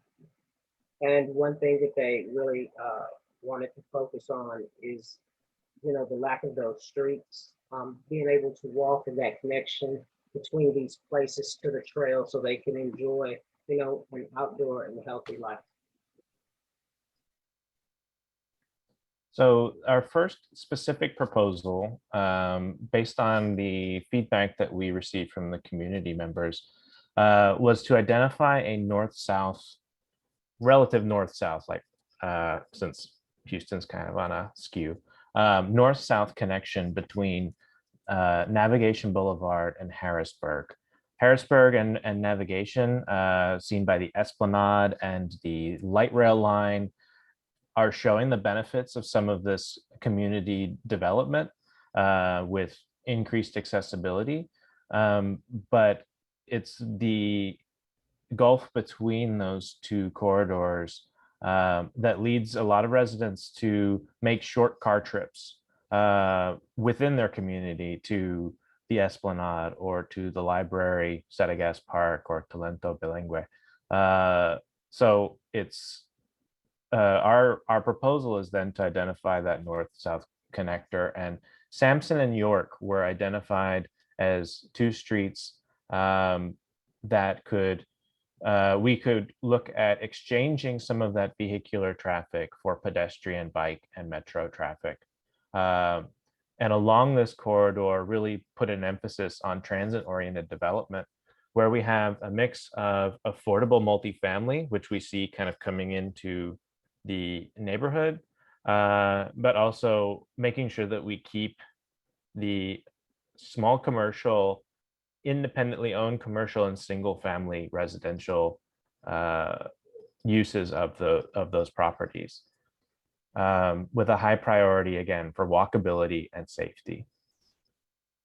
Our second proposal, shown here, is to capitalize on the love of the Esplanade. Many of the residents mentioned this as one of their favorite places. I know that a lot of folks from outside in different neighborhoods and all over Houston would, if you could pick one place in the second, or this would be one that would come immediately to mind. So it would be to capitalize on that, the success of that development.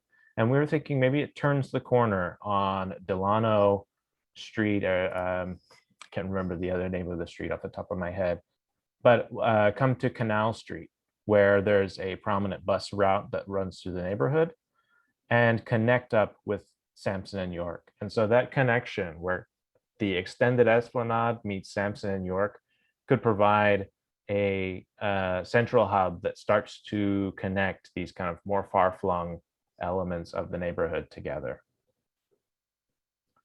We also received the Milby Street was mentioned as another good candidate for improved walk and bike connections. As you can see, we have the Flores Library, the HCC, and we also have the Harrisburg Hike and Bike Trail, which ends very, very close to Milby. So if we can make these connections pretty quickly, you can get from the eastern reaches of residential areas of Second Ward by bike, by walking, to the other great parts of the neighborhood and take advantage of those amenities. So this is a map kind of out. This will connect to the following slides of our survey of some of the conditions that we received from the community members. Patrick? Thank you, Eric. I would definitely like to thank Alana Pinso and Rosa Guzman. After our community meeting, they sent some photos that they went out to take themselves, really focusing on some of the major problems that was expressed by everyone in that community. And so at Harrisburg and Altic, it shows that the lack of economic allocation, it doesn't help promote safe access to public transit. And then as you look at another view down Harrisburg, the signage and the street width becomes a major issue, as you may have people that are ADA trying to pass this way. You may have joggers and walkers, and sometimes some of the disabled actually take the street instead, traveling along with vehicular traffic, which is, pretty unsafe and unacceptable for anyone. And so down at Harrisburg and Lathan, we have the same issue where, there's signage and, city infrastructure that's going to be there, but not enough space allocated just for people to walk and, get to public transportation and enjoy their community. And so down Harrisburg near Milby, which is another proposal area, yes, there's vegetation there, which is good for walkable communities. But once again, we have vegetation, signage, and some of the infrastructure that's there, really causing problems for the disabled and people walking, creating uncomfortable environments, unsafe environments, and also, really inhibiting, jogging, biking, and things like that. And so if we go down to Harrisburg and York, there's the bike lanes have been proposed with two-way traffic to the existing condition, but this area, it suffers from a lack of sidewalks, the parking to the rail, and accessibility. And so if you look at the top image number 4 again, we see this is right next to the rail, and this is the parking that's allocated for getting to the rail, which is, it's a growing community, and with the populace of the community there right now, it's very insufficient as well, without a sidewalk even being there as well. So you can imagine how that interaction is and having to deal with that on a daily basis, yet alone if you're tardy for public transit and having to move quickly, that could cause a lot of danger. And so the next image below shows, just a backed out view again of that same lack of parking and safe sidewalks. And also down many other streets, there's issues with sidewalks and just the ability to get through and travel through the community as well. And if we look down at behind the Esplanade, this is a primary example of lack of sidewalks and lack of sidewalks and a very small width of a sidewalk, creating an unsafe condition where you're forced to walk on the street. In image number 7, it shows the same situation again on some of the side street north of the Esplanade. There's no sidewalks. If there's car traveling down, if there's someone speeding, we can't control other people. It really creates hazards. It doesn't matter if you're walking. It doesn't matter if you're on a main street, a side street. The ability to have a walkable community to exercise, to get to different destinations should be given to everyone. And so here the image on Commerce shows that there's a new apartment complex is also increasing the density of the populace of the second ward community. And if you already have a dense area of people that love their community and they travel a lot by public transit, and you're increasing that with lack of sidewalks, it's creating more of a problem for more people. And so at Emancipation in Harrisburg, we can see this intersection, and the thing to focus on here is that inaccessibility to cross the street with the rail in a safe manner. I can imagine if you were in a wheelchair or anything else like that, having to move around and navigate the situation, yet alone at a major light, trying to spot these issues. And thank you. So these are a few proposed street sections, and we were working with the existing width of the right-of-way from sidewalk to sidewalk, but to kind of reallocate that space in a more pedestrian-friendly way. So on Sampson and York, which is a 4-lane one-way road currently, I checked Google directions to see if there are moments when during rush hour times when traffic congestion kind of would validate the width of that road, but it doesn't seem that the road gets too congested for a long enough period of time, in my humble opinion, that that this really is as wide as the road needs to be to service the vehicular traffic. It's not a road I drive every day, but as we try to move things towards a more pedestrian-friendly and bike-friendly configuration, what we're proposing is to have a widened pedestrian aisle for generous room for bus shelters, dedicated and protected bike lanes.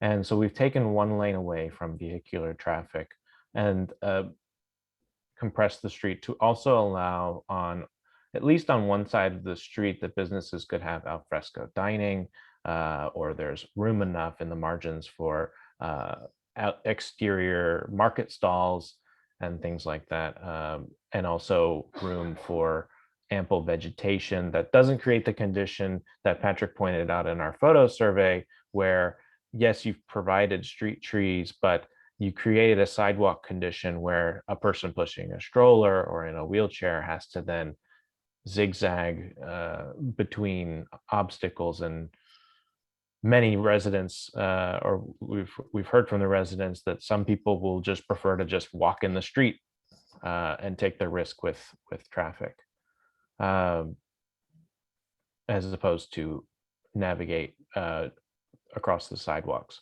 This is also what we're proposing with Canal Street, is within the existing right-of-way to create a protected bike lanes.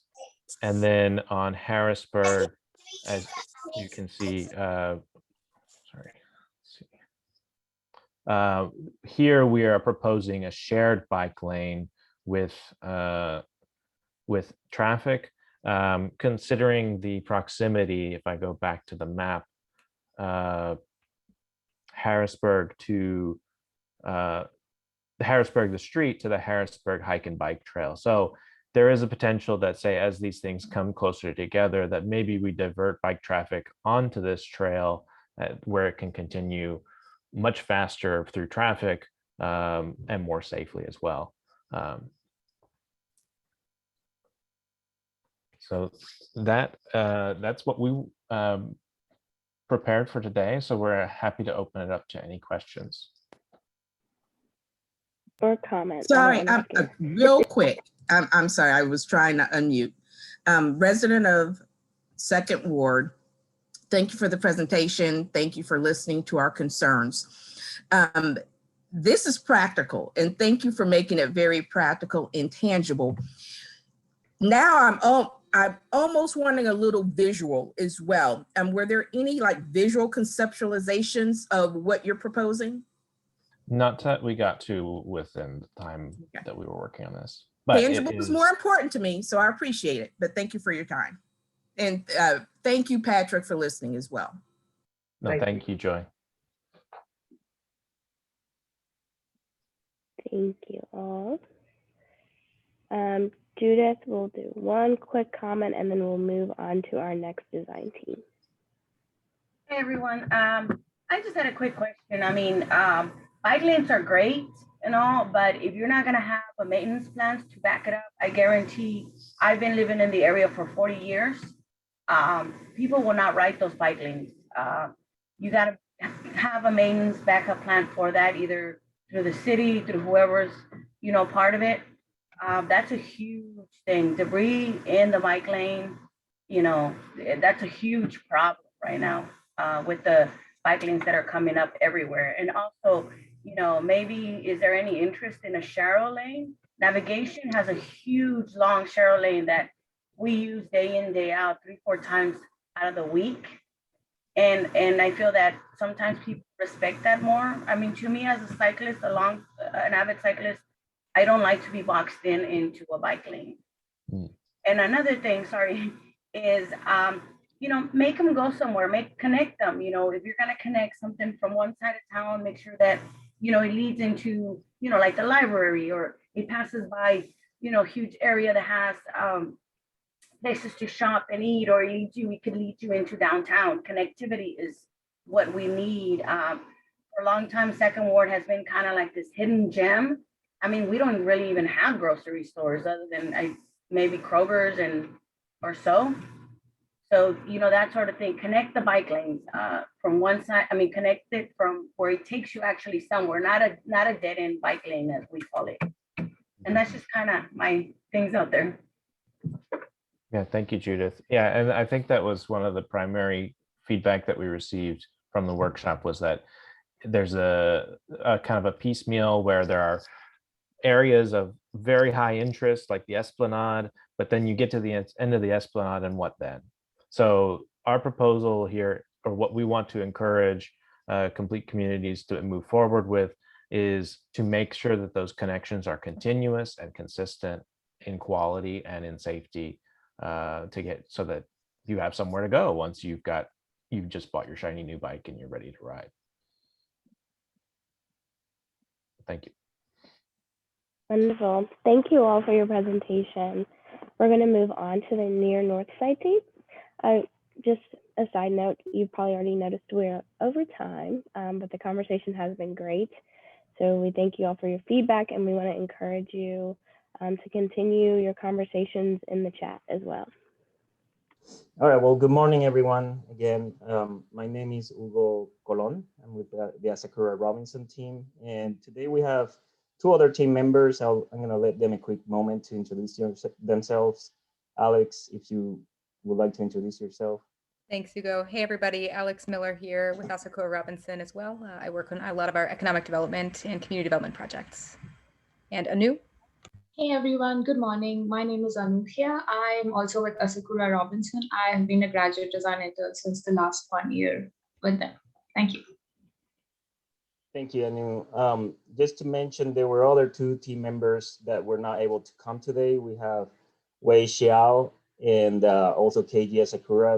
They had different commitments today and were not able to join us, but they helped a lot in preparing what you're gonna see today. So again, we were very fortunate to get the near Northside community. It's a very interesting community, both historically and culturally. And I would like to thank, obviously, the Houston Complete Communities, AIA Houston, NOMA, and Architecture Center for Houston, but more importantly, also the community members that participated with us on the last workshop that we had.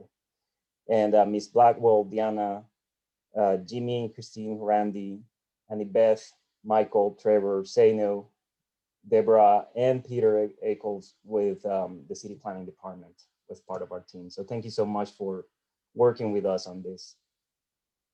So we had a lot of things the last workshop, and many things were related to safety, diversity, safety in relation to pedestrian infrastructure and stray dogs and different other components.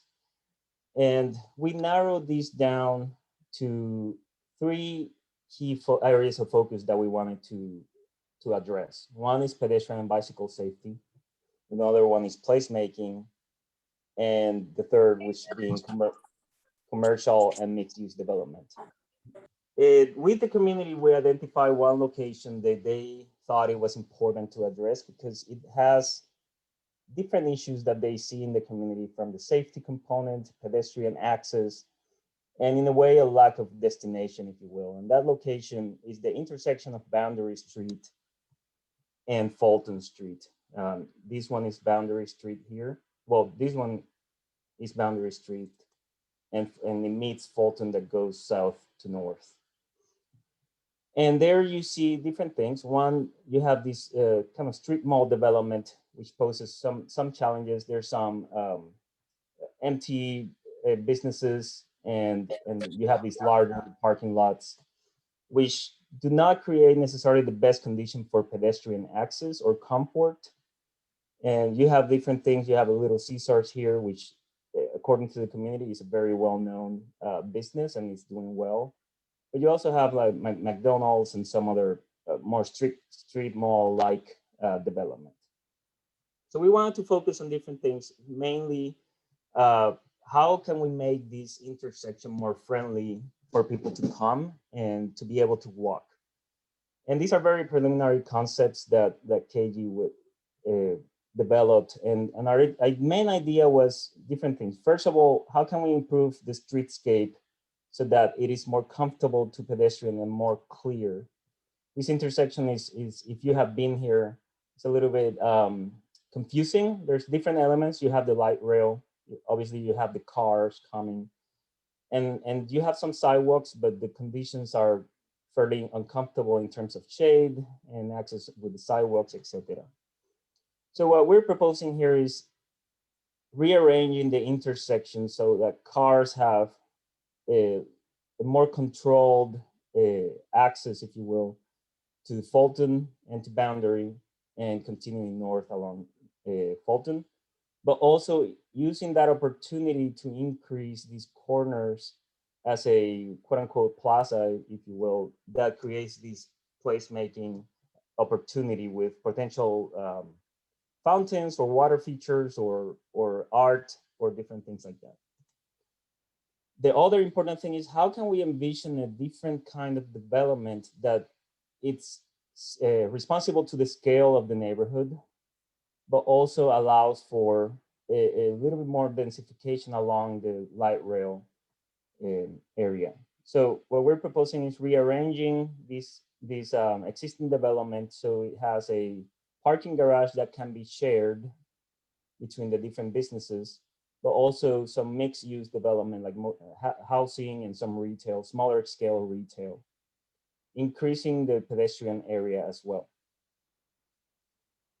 On the existing parking lots, there's an opportunity to use those parkings as a multi-use. So you could have markets or you can have other activities within those areas that already exist. This one here is just an enlargement of that intersection, how cars then are a little bit more control on turning right, but allowing to have more safe pedestrian crosswalks and those little plazas that I was mentioning on the corners of the street. In terms of how we do this, we would like to also increase pedestrian, not only the pedestrian, but the bicycle access. And this is just a render of that, what this could be of. You have the light rail station, safe crosswalks. And then in the pedestrian realm, you have a wider sidewalks that allow for shared use of bicycles and pedestrians. And obviously some shade structures and shade with trees so that we can make this more comfortable to the pedestrian. The idea of art came up a lot during our conversation with the community, and the community already has, and if I go back to this slide, there is an existing butterfly park at this location that our firm worked a while back with the community. And we wanted to kind of promote and expand that concept where we can have that idea of the butterflies or any other art that the community may like could be a potential for those crosswalks and make it interesting for, not only interesting, but bright and provide that safety to those pedestrians. Murals and art are very important in these locations. There's the potential of using walls or any other amenities within these plazas for more cultural driven artwork like you see on the screen. And also on the parking lots, I think this is important because the area has a lot of parking lots, large parking areas that can be multi-use. And this is just an idea of what if we have some markets, food trucks, etc., incorporated with an art component as well that the community participate of. So it's promoting small business, art, and pedestrian walkability. Using the opportunity of the existing butterfly park and other opportunities on the new developments, if you will, promoting urban infrastructure with more seating areas, more shade, and some pocket parks ideas that can help the community have a place to go. All right, I think Alex will jump into describing the next slides here. Alex, if you would like to, let me know when you want me to change the slide. Sure thing. Thanks, Hugo. So our last theme, so Hugo has covered the kind of walkability, pedestrian and bicycle safety and the placemaking pieces that we discussed. So I'm going to cover some of our thoughts about commercial and mixed use development, and particularly in this situation where we have the advantage of being right next to transit. And so Hugo's already discussed the Little Caesars strip redevelopment. I did see we had a comment about, what about some other intersections in the area that this type of thing could be applied to?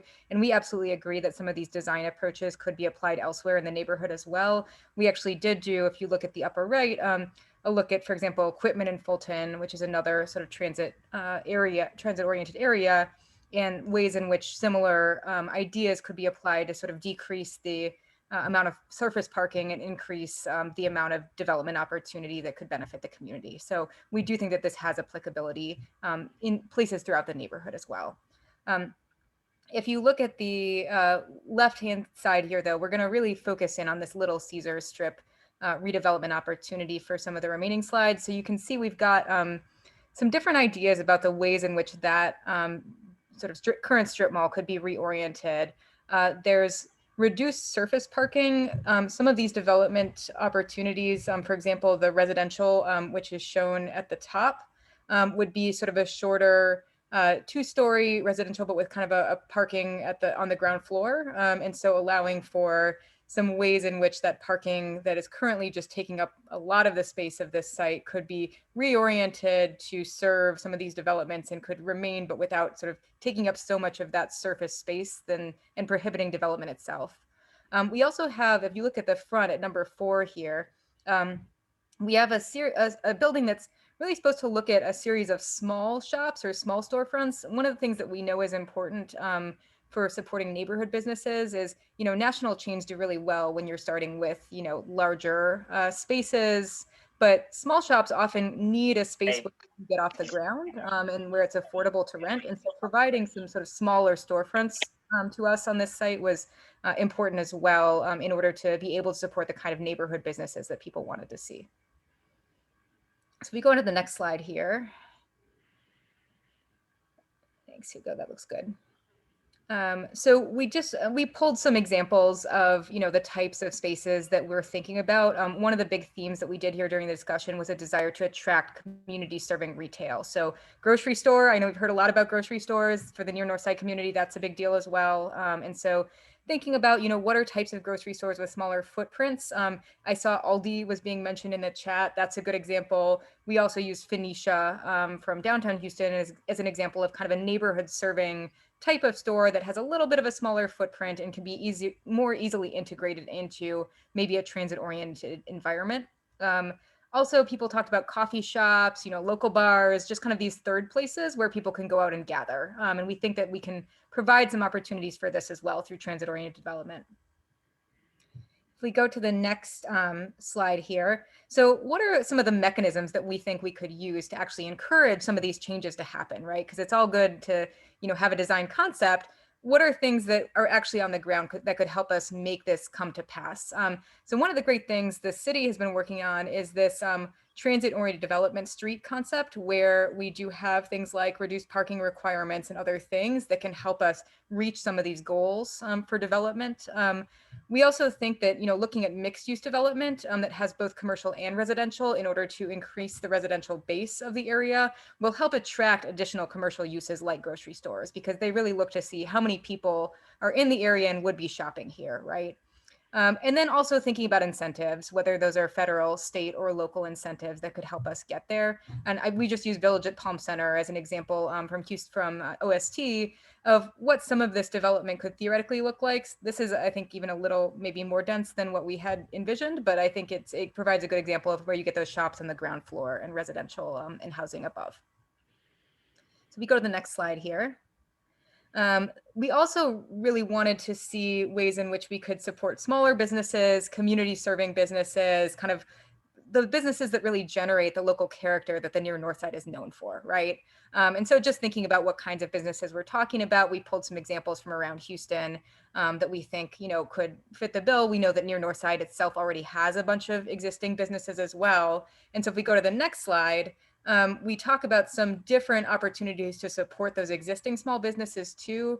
We think that looking at things like what we talked about, the smaller development typologies that we proposed as part of our site diagram, but also looking at things like facade improvement programs or business microloan programs as discussed in Resilient Houston could be really powerful here to enable some of the small businesses that are already in the neighborhood to compete. And these are just a couple sort of visuals from facade improvement programs around the country where you see the ways in which those can really affect the look and feel of a business and help it support, customers and attract more customers.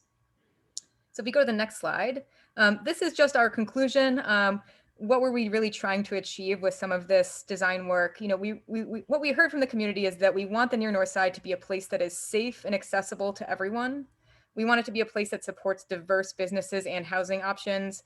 We want it to be a place that really takes advantage of transit, right? So how do we make sure that this asset that we have is benefiting the entire community, including existing residents and new ones?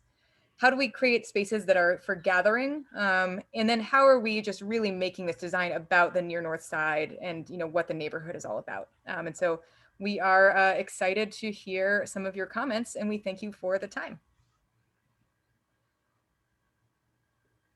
This is Keith Downey. I just want to thank you for identifying that a lot of times smaller stores attract big box stores because it attracts customers. And that's great. So I just want to just thank you for that. It means a lot. And also alignment of businesses along, let's say, a corridor or avenue. They see people coming, they say, wait, we need to get in on receiving money, you know, getting money for our business as well. So I like that. Thank you. Thank you, Keith. I see Jimmy's got a hand up too. Hi, yeah.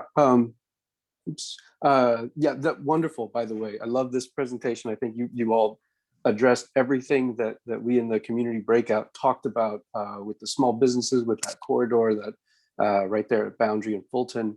That is everything that I would love to see. I do want to interject that I also really appreciate the fact that you're able to talk about art opportunities and where to incorporate that kind of thing for the neighborhood. And I just want to say that I saw a lot of art opportunities talked about in all of these presentations for these neighborhoods. And for any city representatives who are here or any council members who are here, you may already know this, but the city of Houston, of course, has a civic art program which funds public art, but it only will fund public art that are permanent art projects on city property. So that doesn't really give any funding or anything to projects like sort of on the street or in the community. So how do we think about ways of doing that? All of these things that develop in pocket parks and little parks and things that would involve the parks department of the city. The parks department is part of that civic art set aside, but doesn't set aside any money because it only is set aside for vertical projects. So horizontal projects, park projects, landscaping, street projects, drainage projects, none of that throws off art money. And so for any of these projects that talk about redoing the street or the streetscape or anything like that, there's no city funding or that's there to invest in any sort of cultural or public art kind of amenity. For a lot of our especially for the Northside Management District has the ability to levy certain taxes from businesses and invest some of that in cultural activity and for arts, but there's not a whole lot there. Like there's not compared to other neighborhoods and other places, there's not a whole lot of that investment. So, I just want to say that I feel like there's this meeting today and all of these presentations, especially in Northside here, identified the need for art as part of the way that we move forward and invest and improve our communities. And I hope that the city and our government can help us do that. Thank you. Sorry, go ahead, Lindsay. Oh, yeah. I was just saying we are going to move forward to the Fort Bend community. Thank you so much for that presentation. And I totally echo all the sentiments about public art, and we are definitely looking for ways that we can put our brains together and make these things a reality. Krista, at the end of this, I also want to give she will talk about next steps and how we're going to continue these conversations. I know a couple of you have asked in the chat. Next up is Stantec. I want to thank everybody for hanging in there so far. And I also want to apologize in advance. During our COVID times, we may have some technical difficulties and you may hear an airplane, a dog crying, and a lawn guy in the back. But if you need me to speak up, I will. We are the Stantec team, and we have the opportunity to work with the Fort Bend community. And I just want to introduce ourselves and our agenda. First, we'll kind of introduce ourselves and then talk about some of the important things that came out of our workshop with Fort Bend, and then talk about the proposed recommendations and how we can implement some of those recommendations, and then also some actionable next steps that we can go forward with. So this is our team. We put together an interdisciplinary team of architects, transportation planners, urban planners, placemaking experts, and an artist. And during our community workshop, we had the opportunity to sit down and talk through what some of the assets, some of the apparent strengths, and some of the challenges are within the community. And one of the strongest things that we heard was that the community itself has the 3 strong assets: the culture, the community, and the collective dollar, as well as the real estate that Fort Bend is currently within. And our team, we like to think of this, and what we understood was essentially we need to focus on cultural and economic resilience. And the way that we focus on resilience and think about resilience is really in this metaphor of a lily pad. And when you see a lily pad, you see it floating on the top of the water, when in reality, it's not independent and it's not just floating by itself. It's supported by administration, it's supported by sponsorships, partnerships, different residents in the community, different stakeholders. And so the lily pad it's an asset, a critical asset within the community, where you pour your resources and the collective dollar and partner with different entities in order to make it stronger, so that the community itself can rely on this lily pad and rely on this critical asset in challenging times, and also in times of disaster and things like that. So we applied this lens and this framework to our proposals and recommendations.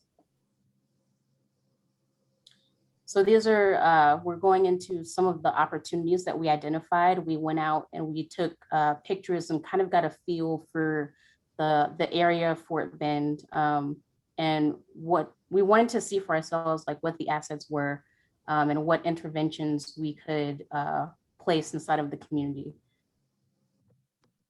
And so in this overall map, what we're looking at is different opportunities that you see.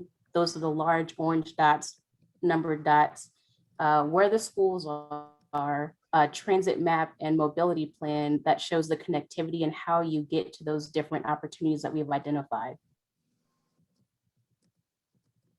So opportunity number one of the first things that we heard from the community was that there was a desire for uniformity and also for future developments to match and kind of give back to the neighborhoods that they're within. And one of the developments that came up in talking to them were the warehouses at Fondren, that at one point it was a golf course, and then a new development came, and it was there were more opportunities to interface with the residents, but the buildings themselves are somewhat lacking in connecting to the neighborhood around it and the residents. So these are the existing warehouses as they are. And then as we imagine it with more guidelines, like stronger landscape guidelines, opportunities for public art, opportunities for market, this is what we imagine it to be. And one of the things that we're thinking about in terms of a solution is using these warehouses as an opportunity to make more public space, and encouraging outdoor sales, outdoor eating, and sort of activating that public realm. The second opportunity really speaks to the community's desire for uniform design standards. One of the things that came out in our conversation was the fact that the community wanted a stronger visual identity. They wanted you to be able to come into Fort Bend and know, we are Fort Bend, and have it read as a cohesive whole. And so they have a desire for strong design guidelines that can be applied to new developments in the future. So this is an existing retail strip off of Fondren.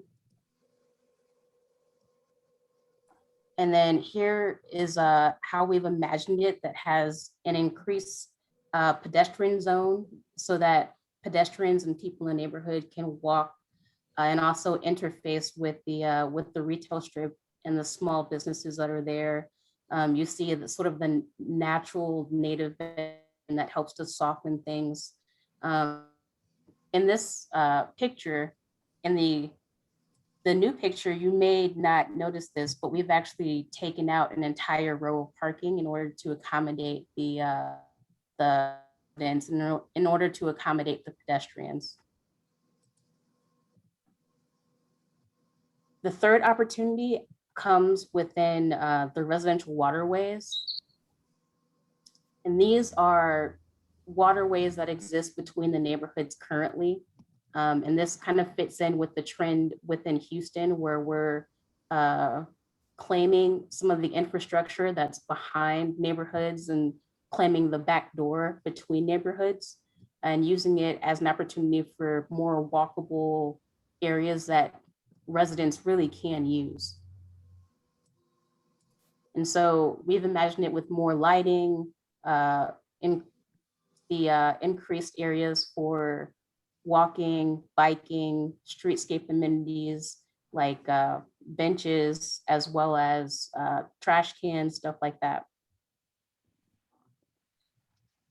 The fourth opportunity also speaks to what the one of the things that the residents also pulled out was a need for career, technical, and vocational training for the current residents and the kids who live there, as well as the older residents themselves. I saw an opportunity within Ridgegate. There's a large lot next door to Ridgegate Elementary School, where you really could create like a neighborhood center that is walkable and bikeable, that would provide, part of it would be programmed as a career center that residents could be able to get to and use for a resource. So this is the current adjacent lot to Ridgegate Elementary. And then this is what that would look like if part of it was possibly programmed to be a career center. The fifth asset, and for us within our team, we've really understood this to be the critical asset within the Fort Bend community, because you already have passionate residents and you already have partnerships that are pushing this project forward. But it's the Edison Arts Center, and currently they have the Edison lofts that are being built, and the Edison Performing Arts Center that's being built. And so we saw that as an opportunity to start, that's sort of our idea of the lily pad, but basically an opportunity to start partnering with people and also pouring in assets and resources and funding to make the Edison Arts sort of an arts corridor and arts district. So currently what you're seeing is there's an undeveloped lot, and there's actually multiple undeveloped lots across the street from the Edison Arts Complex. And we've basically imagined this as a part of an entire plaza. So this would be looking from Edison Arts Complex. You see an opportunity for food trucks and pop-up art shows that include local artists, small retail, and the space that we see as being an area for food trucks, as well as farmers markets and pop-up art shows, really could also be an intermediate step between now and community is able to get like a full-fledged grocery store, because as most have mentioned, they're food deserts that don't currently have grocery stores. So what we're seeing here is basically West Fuqua, where the Edison Arts Complex is, imagined as a complete street. And it would have like protected shelters, protected bike lanes, landscape medians and buffers, as well as really sort of activating the public realm. So you have outdoor dining, outdoor sales, and across the street, you would have like a plaza where you have festivities, food trucks, and that pop-up art show that we were talking about. And this is, again, just kind of like a more detailed rendering of what West Fuquay Street could look like. And so now I'll defer to our transportation expert to talk more about some of the bicycle plans and the thoroughfare extensions that are going to be happening through the Fort Bend district.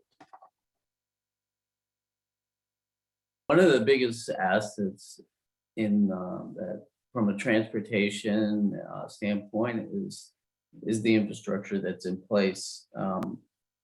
One of the things that we're seeing that with all really in this area and all over is that commuting patterns are changing and people's needs and desires are changing, largely due to COVID, but other things also. But this area has some really great connections to the rest of Houston and throughout the community. You know, you have Fondren, Fort Bend Tollway, Rockwall, and Fuqua as you know, major connections in here. And so there's an opportunity to take these assets, because really these are enormous assets that can be repurposed to really blend better with the community needs and the changing of the way that we're living and working. We've noticed a shift, you know, in a lot of ways that people are working from home, and there's just a need to kind of repurpose some of these infrastructures. So we wanted to really take it and build on what the city has already put in place, and that is, you know, their city bike plan, and we wanted to try to put a little more reality and priority to those. And so you've seen some of that on the concept plan for Fuqua, where we've added bicycle lanes and better transit shelters throughout that street, and it just allows for a lot safer environment for everyone to use those connections. So I think, can you go to the next slide? Again, this is really just showing the thoroughfares, and one of the strategic ideas is to take and you see the dashed red lines going down Fuqua and extending that all the way down to Blue Ridge, and taking those and really getting those ramped up on the priority list to make things happen along those corridors. So it could be a really economic development opportunity.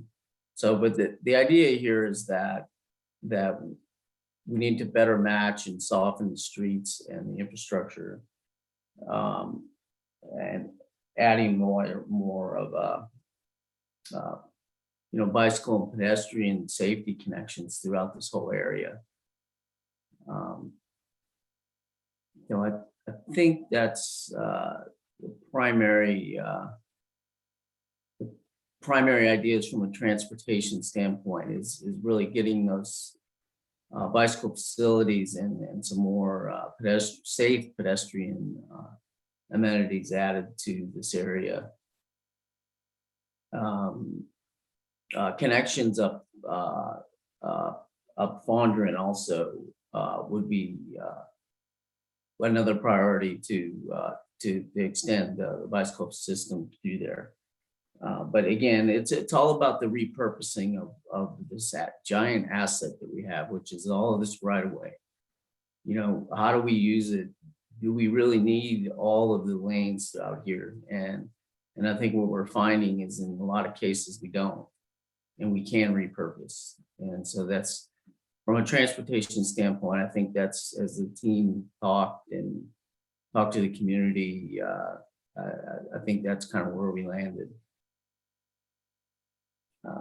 I'll turn it over to the next speaker. So moving forward, we have some actionable partnerships and implementation recommendations. So here's some, we'll start off with some incentives that we think could help strengthen the design guidelines moving forward. Because uniformity was a concern that the Fort Bend community expressed to us, we've researched some ways to establish design standards in the absence of zoning. We provide details of the process and steps for these ideas in the appendix. A few ways that we think you should consider to establish design standards in Fort Bend are deed restrictions. You would need a petition by 50% property owners to agree that these are not enforced by the city, but rather by the community itself, usually through the HOA. Incentives. Projects funded through the following mechanisms can be required to follow specific design standards in their projects. TIRZ, Tax Increment Reinvestment Zone. Usually established by the city, there's already a TIRZ 25 in Fort Bend. CIP, Capital Improvement Program, also managed by the city. This program funds public infrastructure and can require design standards for streets funded through this. Other economic development incentives such as tax abatements and permit assistance can also be used to require developers to follow design standards. And partnerships, working with other entities that can fund infrastructure and economic development, such as Houston-Galveston Area Council. They have funding programs for communities, but one of the most applicable here is the Livable Centers program. And in fact, they have a Livable Centers study starting in Fort Bend, August 2021. Participating in this study and getting your community ideas in this study would be great because HGAC assists communities with implementation once a study is completed. Harris County Transit Authority has funding for landscaping and improving underpasses at Beltway 8. The City of Houston stormwater incentive policy can be used to encourage developers to consider aesthetic stormwater improvements as part of their developments. And here we have a diagram detailing the steps on how to begin the deed restriction process.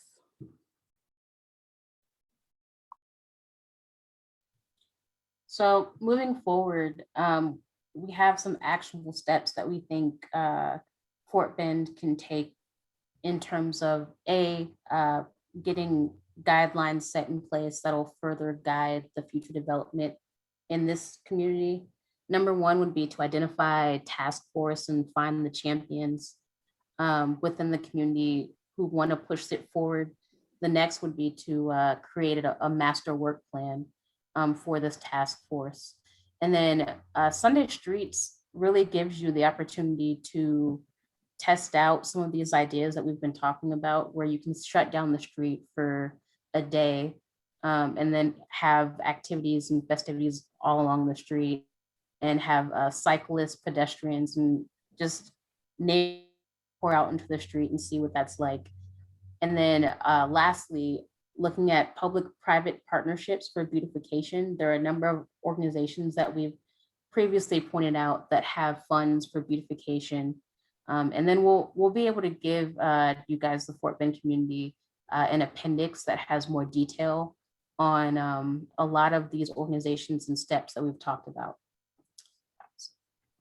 And that brings us to questions.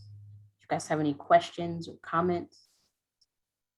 We're going to take just a few brief questions and comments, maybe like one. This is Donna Thomas with Super Neighborhood 41 and also a community leader in Green Valley State as Civic Club. I have a question about all these designs that came through. You guys got our paperwork from our major meeting, is that correct? When you came up with these designs to help connect our community as far as the parks, the bayous and the creeks. Do we have the study of those different areas as far as pollution and flood? And so, how do, go ahead. Really, so what we're working from is the Fort Bend Action Plan, as well as the community workshop that we participated in with the Fort Bend residents 2 weeks ago. Okay. Yeah. But that was 2 weeks ago. Also, I saw your format with all the sticky notes. A lot of that came also from a big meeting from Willow Ridge High School, correct? When complete community, when complete community came to us, we had a big meeting with all the stakeholders, including our stakeholders and different businesses. They all came together with the city of Houston. I don't know if Tanya's still on the phone. She can kind of. Yes, Ms. Donna, the information on the slide that Danielle showed you with the sticky notes, all of that information came from the meeting on April 10th, the workshop that was held. But the residents that were at the workshop on the 10th, they shared the information. So some of the information came from the previous engagement meetings that we had, but these were responses from the people that attended the workshop. Okay, I got you. Okay, but it's basically still coming from the ideals that we've had from the very beginning. Right. Yes. Okay. Yes. A good way to think about this, because we have read through the action plan, is we're building off of that and any feedback that we get. So we're building off of your action plan and all of those priorities that have already been identified. And then moving forward and trying to imagine actionable steps and what this really in a physical way would look like. Okay. And I see y'all very focused on the Fondren and the Fuquay, but there are other, I know you guys put Ridgegate in there for the empty lots that were there in their area. There are other, like you said, there are other areas that we need to identify when you talked about the beautification, but I didn't see what areas were you talking about for beautification. And I'm thinking, have we identified those areas? So we're not complete in identifying those areas, and really, so in the design process, this is just the pre-design phase. As we get more information, we've realized we need to also look at Chimney Rock, since Willow Ridge High School is near that area as well. But this is not the finalized, we would only be looking at improving these areas. Okay, and then another question would be, as far as our grocery store goes, talked about our connection for the Beltway and the Tollway. We did at one of those meetings identify that one of the locations for a store would be along that toll road, the Fort Bend toll, that connects behind Brigate and in between the Fort Bend toll, and on the other side you got Chase Wood and South Crossing. We felt that particular zone, when he was talking about connecting people, that would allow our other revenues to open up some of those areas where they closed off the Beltway and the Fort Bend toll, whether to get connections for all those homeowners to be able to come into certain areas, and then also be able to use some of that property over there for development, especially a grocery store. And I think the one that we talked about was the Harvest Market. Right. And we're aware of some of the conversations that you've had. But so this is in no way final. Okay. Just want to make sure. Yeah. Thank you. Thank y'all for your comments. Charity, if you could give a brief comment. I just want to reiterate, these are the beginning stages of design. We heard your concern when you wanted to come to the table at the beginning, and this is in no way a complete master plan or all of the answers, and we will continue these conversations in your respective communities with your planners and the design teams, hopefully, to help bring these ideas to life. We identified just initial corridor and hubs to start the visioning of what these things could look like. This is in no way the complete answer, but we want to thank the design teams for taking a stab at beginning to identify these visions. So Charity, and then we will move on to Magnolia Park, Manchester. Thank you, Danielle. I'll try to be brief and First, I want to just apologize for any noise you may hear in the background. I am at another event, so I tried to step away. But first, I want to thank you all for the time that you took, the investment that you made into giving ideas. We know that this is a comprehensive approach. We know that you are not here to provide the community with all the answers, but you are to give a footprint, to give vision so that the community can go back and put in the work with your guidance and assistance. So we know that you're not going to recognize every piece of property available. You're not going to recognize every park. You're not going to do that, but you have given vision and insight. And so I just want to thank you so that the communities can get to work and utilize this if they care to. But I do have a question. You gave, I think, HCTA and Houston Galveston Area Council, you gave them as providers of certain funding or information or funding opportunities. And so, but you said it, but it wasn't in the slide. So I am asking if you would to send what you said, what those entities, those organizations, what they do and how they can aid so we can go back and utilize them. If Houston Galveston area provides funding for what is it that funding can help us with? If Harris County Transportation or whoever it is that you found gives funding or grant opportunities to aid and assist, if you can provide that, then we can take that and do the work to apply, to inquire, to solicit for their support. And I just want to thank you again. And then if you could provide, if you would, the participants from the community with the presentation, with the slides, and with that information, we can go back and get to work. Yeah, we've planned to provide that to you all, as well as with an appendix that has all of that information. Because of the format of the presentation, we didn't want to overwhelm you with all of that information, but you'll have an appendix that tells you the process and the application steps. Thank you. We're going to move on to the Magnolia Park Manchester. First, I want to just say thank you all for sticking in with us. We have gone over, as you all can tell, but we really think these presentations are just amazing, and the visioning behind them and the time that's been put into them. We want to just allow for all the design teams to continue. Krista will be giving us next steps in how we're going to move these designs forward and these visions forward, and how we're going to continue the conversations within the communities. And we encourage you all to utilize the chat for continued conversation. So I'm just going to briefly, we have Magnolia Park Manchester, and then we'll follow with Third Ward and the second Sunnyside team and Alief Westwood. So if we could just kind of keep our comments in conversation going in the chat in the meantime, then I think that would be a great way for us to utilize time. Thank you again to the design teams and everyone for sticking in with us so far. Okay, thanks, Lindsay. My name's Catherine Ruiz. We are Dillon Kyle Architects team, and we're very excited to share the ideas that the community residents and organizations expressed during our design meeting for Magnolia Park and the Manchester communities.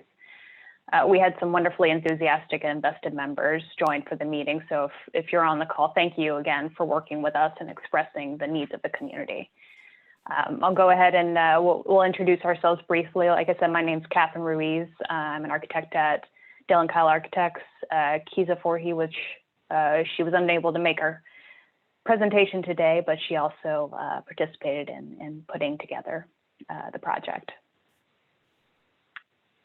Good morning, everyone. I'm Cynthia Walton. I'm a senior project manager with the Houston General Services Design and Construction Project and the Major Project division.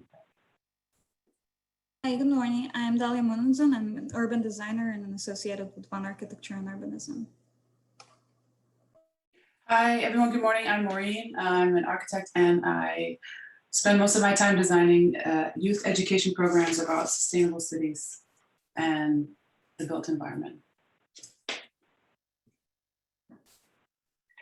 Let's see. Sorry, I am managing the screen here. So, so Cynthia, take it away. Okay.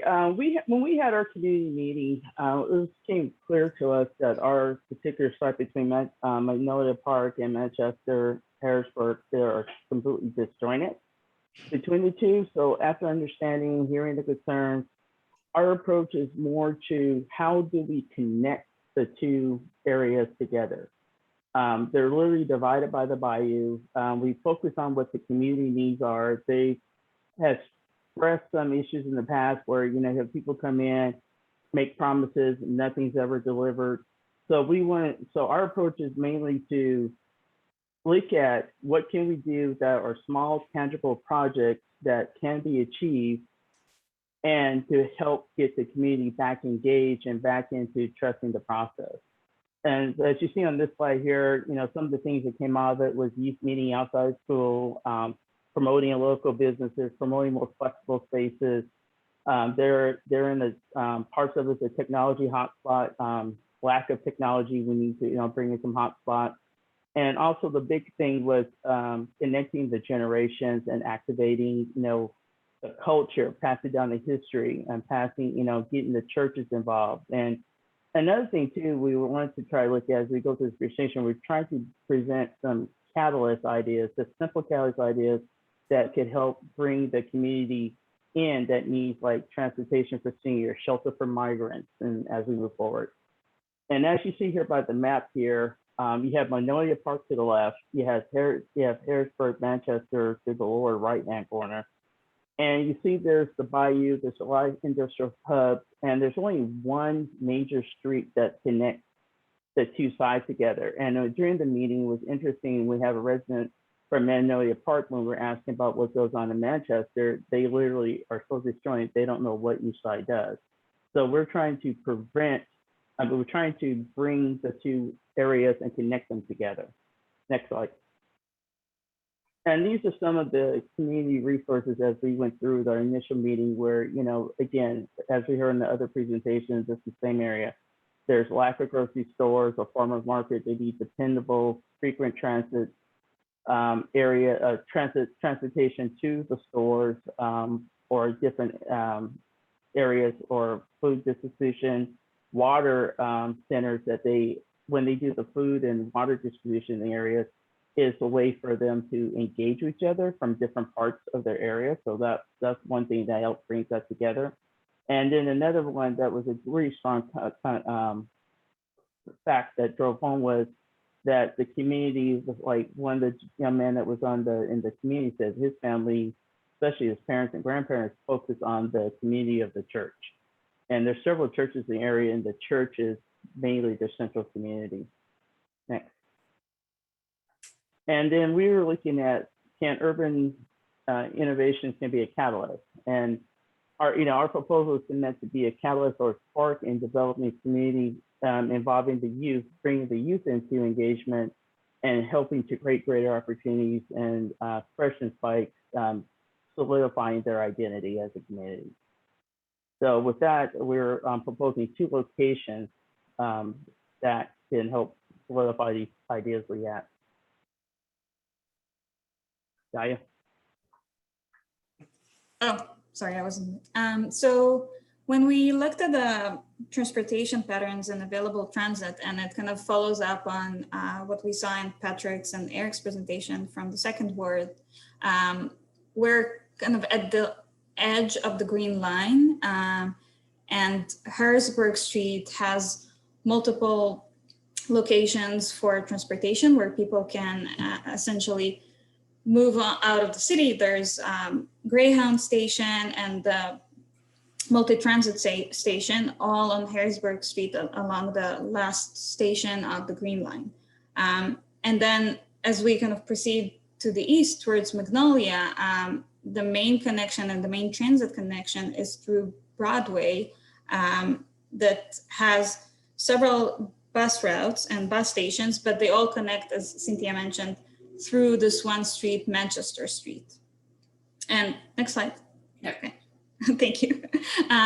So looking at kind of future plans and acknowledging the fact that there's going to be a boost corridor and potentially a future metro that connects to the airport, we looked at 2 sites, one at the last station of the Green Line, and the second one is an intersection of Lawndale and Broadway as these main catalyst locations. And the corridor in between them as kind of the area where we be able to distribute multiple activities, arts, but also essentially improve the streets.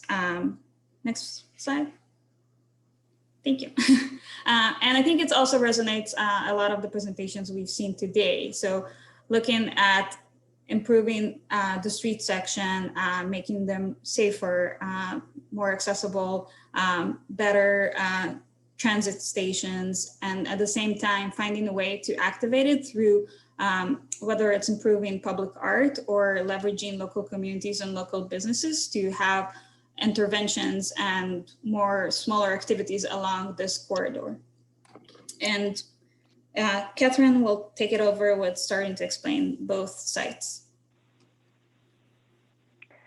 So the first site that we looked at was in the Magnolia neighborhood, and along the Harrisburg transit, along the Harrisburg Street, right at the end of the transit line, there is an existing multi-service center, the Magnolia Multi-Service Center. When we spoke to the residents and the outreach organizations within the community, the biggest concerns and needs that we discussed were pedestrian access to these resources, such as the community center and food marts, especially for the seniors in the neighborhood, as well as the need for programming space for the existing community organizations. There are some very active organizations already within the community that we were fortunate enough to have join us on the call, but a need was expressed for more opportunities to interact with the community members so that they can better distribute information and resources to the residents. So the need is there, the organizations are there, but the struggle lies in organizations gaining access to the residents. So as I said, there is an existing multi-service center located off of Harrisburg. The location's fairly ideal as it's surrounded by several public transit stops, the light rail, and several bus stations. But we focused our proposal on additional outdoor programming space that could provide an area for neighborhood gathering. And you can see here, we've outlined the transit routes that are within the location. Next slide.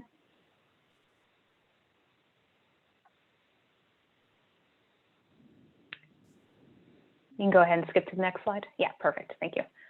So one of the residents of the neighborhood mentioned the desire from the community for the revitalization and the reuse of the older shops that were within the neighborhood, as they hold a special value in the community. So we proposed that the nearest example of these shops, which are those between the multi-service center and Harrisburg, you can see here, could be renovated and house either some of the outreach organizations or perhaps a food mart or another needed resource in the area, and that a connection can form between the shops and the multi-service center to form a pedestrian-focused courtyard between the sets of buildings. This would allow for an increase of outdoor programming space that was requested by the neighborhood organizations, with the goal of increasing the engagement and resources that can be offered by the organizations to the residents. And we'd like to also propose that the multi-service center could pair with a food market organization that could occupy their parking lot on particular days in order to further increase the fresh food options within the neighborhood. Next slide. We also wanted to focus on the pedestrian, bike, and public transit within the neighborhood, as this was a highlighted priority by the residents in the community. The light rail is currently slated to continue down Harrisburg towards Broadway, as was mentioned earlier, and there are bus routes in the area, but it was noted by the community members that the pedestrian travel, especially for seniors, is not easy in that area with broken sidewalks and that don't connect at all. So we would strongly encourage that any future development in the neighborhood should reference complete streets and other similar design guides so that pedestrians feel safer and have an easier route to these resources. That includes, as you can see, some illustrations and examples here, wider continuous sidewalks that are well maintained and provide a buffer between pedestrians and street traffic, as well as a substantial bike network throughout the neighborhood. Next slide. And you've heard a couple of ideas similar to this already, but the residents of Magnolia and Manchester wanted their neighborhood to maintain the identity of the residents. We think this can be done through the continuation of neighborhood art and murals, as there are already existing wonderful examples that can be currently found in the neighborhood. This would be another tool that would aid in keeping the community connected, one of several tools, which is a really important strategy in network resiliency, making sure that there's community engagement within the network. We can go to the next slide, Maureen, if you want to take over. Sure. So to the second site, can everyone hear me? Yeah. So the second site, we chose, as we saw on the map that Dahlia presented, that it was chosen due to its location along the Boost corridor. So it's at the corner of Broadway and Mondale. We had contemplated also doing an activation in the Harrisburg area, but with concerns about air quality, that are directly next to the industrial sites there, we wanted to just be a little bit further away. And also this really provides a connection and a catalyst for future development with the green line hopefully expanding. So those are the views. Let's see. With the intersection of Broadway and Lawndale, it's a triangular site to be activated with mixed use programming, grocery, food, public plaza, and small service businesses. You can see the triangular site at the corner is easily accessed. There's a number of schools in the vicinity, Yes Prep, Paris, and the high school, Milby High School. There's a bank, there's a couple of other activities happening nearby, but we wanted to also take the chance to take the site and put it in relation to the park, John R. Harris Park, which doesn't have much as far as landscaping. And so this would be a great opportunity for a focal point that's along a transit line. So this is just a possibility of ideas about this particular site. Looking at low rise density there towards the street with a variety of programming, and then in the inside the site itself with park amenities where there could be either rental facilities for sports activities at the park, or also an opportunity along the street for food trucks or festival opportunities. Let's see, what else? And then of course the chance to develop the park, to have more proper programming in the park, football field, etc. Let's see.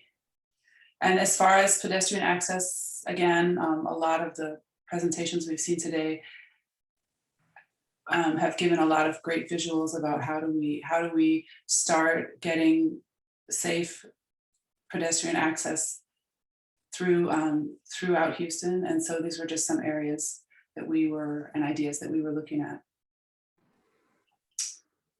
Anything else, Catherine, you'd like to add? Yeah, no, I think you touched on, Maureen. This, again, our biggest concern for the Manchester area was the air quality. That's unfortunately really well known to be an issue in the neighborhood. So our strategy instead was events and efforts such as any sort of sports activities where you are inhaling a lot of outdoor air. We thought it would behoove the design to move that further west in order to provide a better health opportunities for anyone involved in activities on this site. So that was our main strategy for this intention. So, also, I noticed there's a question in the chat about John Russell Park being double as a storm. That's a possibility. If this does come to fruition, that could be taken into account in the design process. Absolutely. So I'll just go back to the site plan here, and I'll leave if anybody has any questions or any other comments from our group or questions from the audience.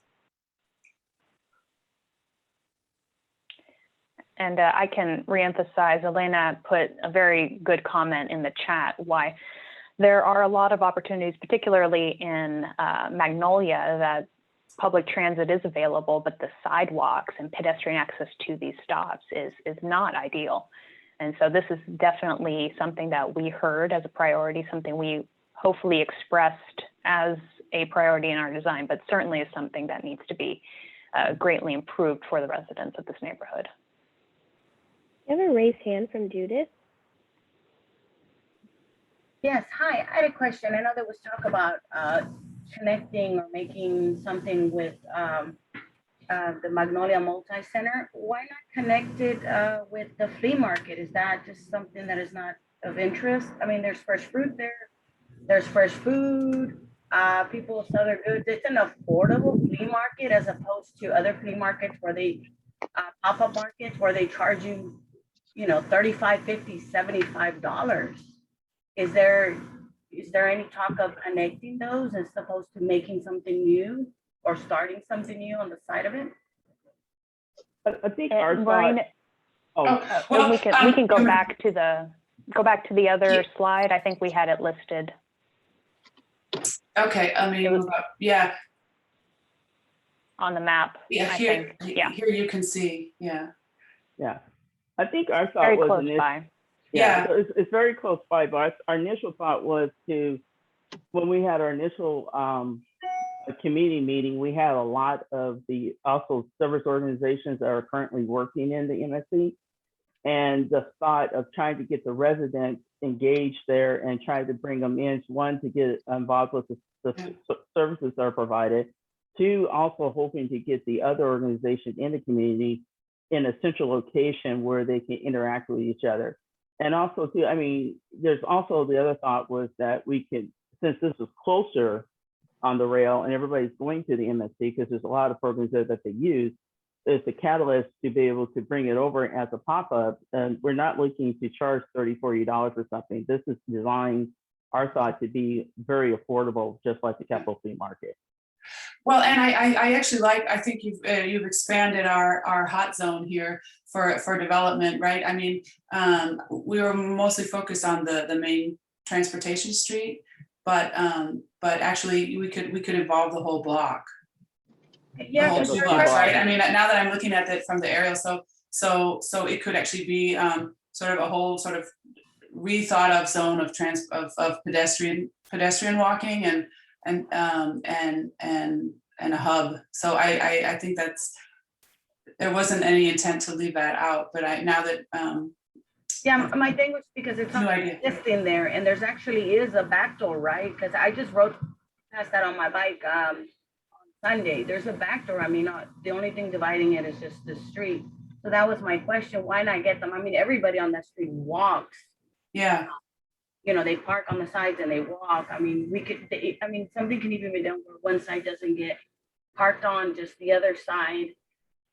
So that was kind of, you know, and also throughout for the entire other communities that we've talked about. My other thing, I just wanted to throw that out there. You know, everyone talks about pop-up markets. I've been to plenty of pop-up markets in Second Ward, in Eastwood, and in Dunbar Harbor. I mean, they're charging $35 to $75. I mean, a lot of people can't even make that money. I'm just kind of mentioning it out there to other communities if they're still there. You know, make it affordable for the existing residents of the area. Yeah, but I think our theory, I mean, our thought behind the pop-up market is geared toward keep it affordable, keep it towards the residents in the community, because our whole approach, one of the things that came up in our initial community meeting was like, you know, you have some residents being pushed out because they can no longer afford to stay in the area. Our goal was to keep it affordable so everybody could stay in the area. But yeah, I mean, we could combine the two, like the Magnolia pop-up area we talked about and the Capitol Flea Market. That could become one large farmer's market, one large pop-up market, and still keep it affordable for everybody.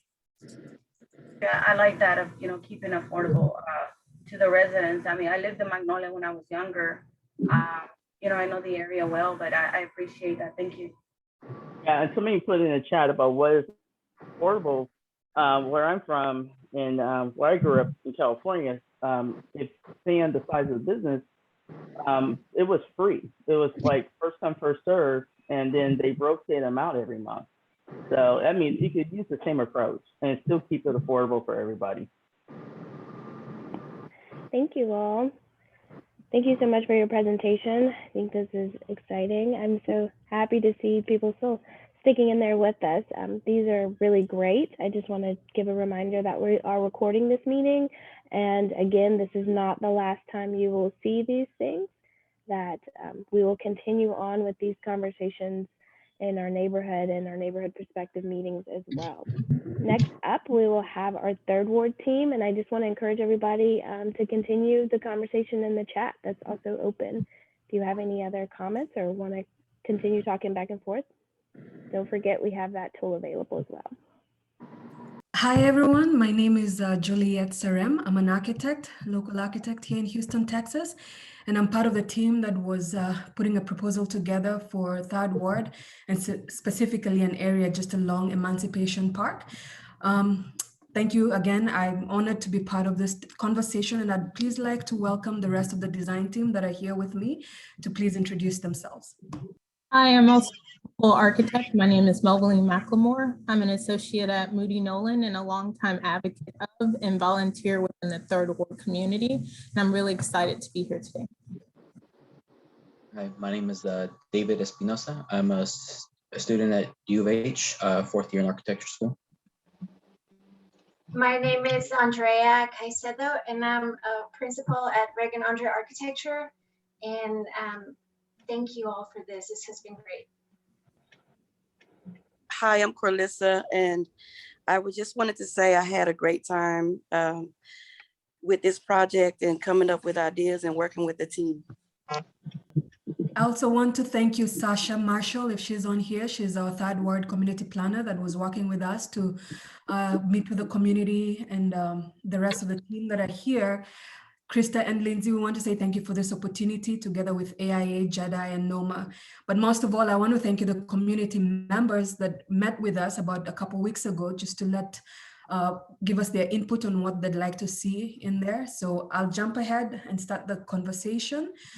So our project was specifically looking at Emancipation, along Emancipation Avenue, and we focused on a couple areas that were closer to the Emancipation Park. The Emancipation Park is a very significant development that has been a catalyst for what is happening right now. So we thought we'd see a way where we can weave our concepts together with that. And you'll see it a lot better when we get into the plans. But the need that we saw, the Emancipation Avenue was once a vibrant commercial street, with storefronts, and it experienced a lot of years of disinvestment. And as a result, you have so many residents that leave the neighborhood to go meet their basic needs. So our proposal is trying to look at ways we can bring back opportunities for local businesses to have their own small shops, opportunities for small offices, mixed use development that we hope could be affordable. We all wonder what the word affordable means, but it's a further conversation. And then looking at also small, informal outdoor spaces that would serve this area. We have the large Emancipation Park, but one of the feedback we got with our community members was it's so policed. So we're trying to figure out a way to bring small pocket of spaces that can be interwoven within the fabric that is already existing. I'll jump ahead just to see some of the words that just came to us when we're putting this presentation together: a place to thrive for local entrepreneurs, for artists, an environment for them to be able to explore their work, a place where memory, the important memory that residents that have been there for a long time can be able to share and experience, and a place that newcomers can respect and also educate themselves on the Third Ward culture.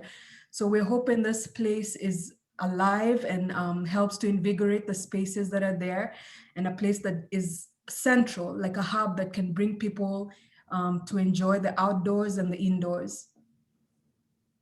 I'll let Mel just talk briefly on this larger context of plan. Notably, over time, the boundaries of the Third Ward community have shrank a great deal, and now a percentage of that land that remains within its identified boundaries are majority or a huge portion of it is allocated to two major institutions in the area, University of Houston and Texas Southern University. Right now, you can see on this overall map, we're kind of indicating the complete community's defined boundaries for the Third Ward community. Also noted are a number of resource opportunities that we can see on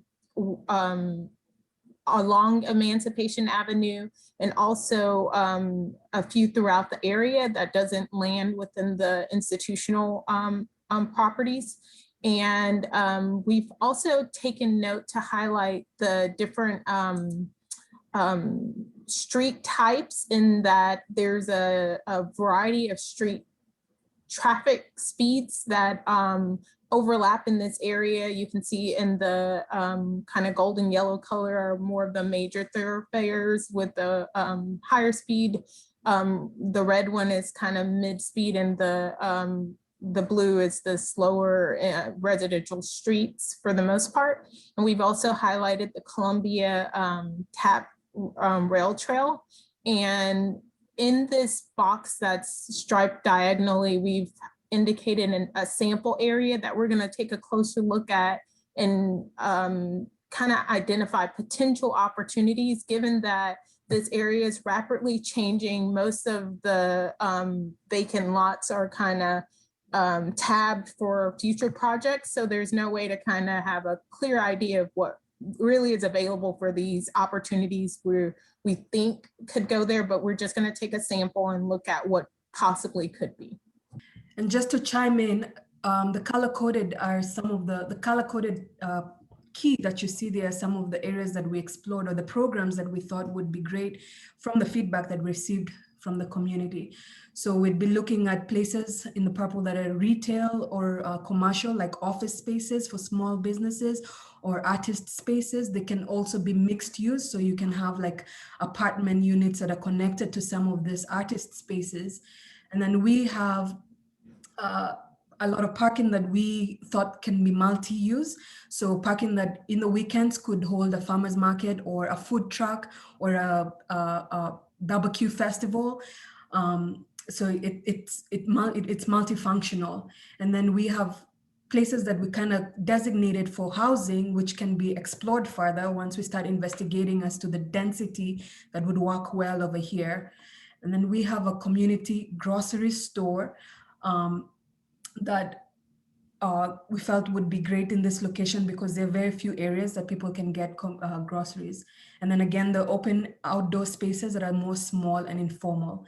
So I'll move on to the next map that kind of just zooms into that location that we talked about, that is straddling just adjacent to the larger Emancipation Park development over here.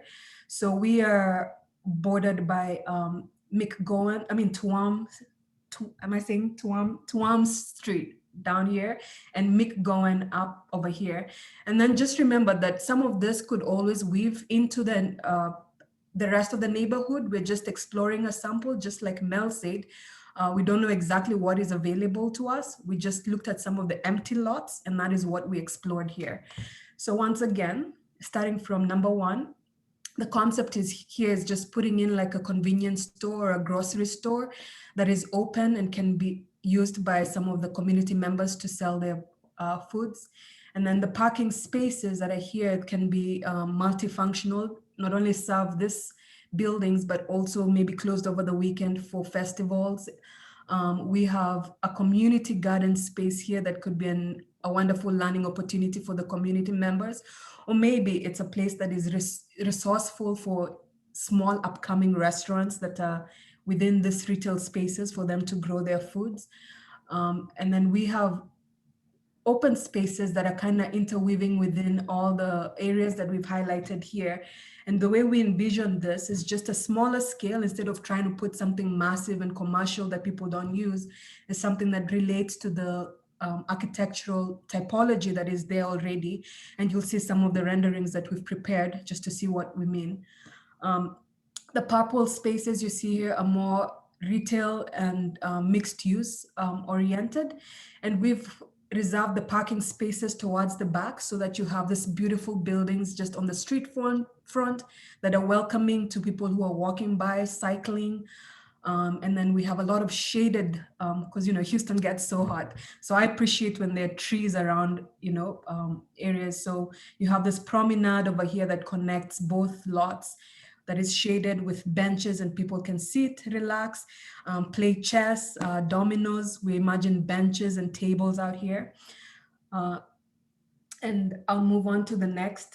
Actually, I also wanted to mention one of the community members was talking about basketball courts and things like that. So we're trying to investigate areas where we can also encourage that kind of activity. These are some images that we all put together just to visualize what we imagined here. So this is like a grocery store, but it's pretty much open and free flowing where people can bring in what they have. Maybe it comes from that community garden space, or it's something that, a vendor just comes in and sets up their place. But it also provides an opportunity for shaded area when you want to eat and relax and enjoy some of the barbecue festival foods that you see there. This is what we imagined with a food truck park. So in some of those parking lots, we could use other services like a vendor space for farmers market or a food truck activities. And then again, just some images on community garden for learning opportunities for the neighbor, the community, the local community. And then just some ideas that we thought would work for mixed use family, whether it's single family housing or multifamily, that is vibrant, speaks to the nature of the place. Obviously, this will involve a lot of collaboration with us, the community, the city, the developers, but just throwing out some ideas in here. And then some spaces that exist in Houston that have incorporated existing buildings. So some of those row houses could fit, if we could move some of the row houses to fit within the structure, we can incorporate them to have some of this retail spaces and outdoor areas that we can enjoy. Again, just an image of active informal outdoor spaces. What we saw for like nice beer gardens or barbecue garden spaces that is active during the day and at night. And then using some of the facades, whether it's existing, whether it's new buildings we put in there to engage with local artists to, encourage visual art, a way to also educate the visitors or even local community on the history and the culture of Third Ward.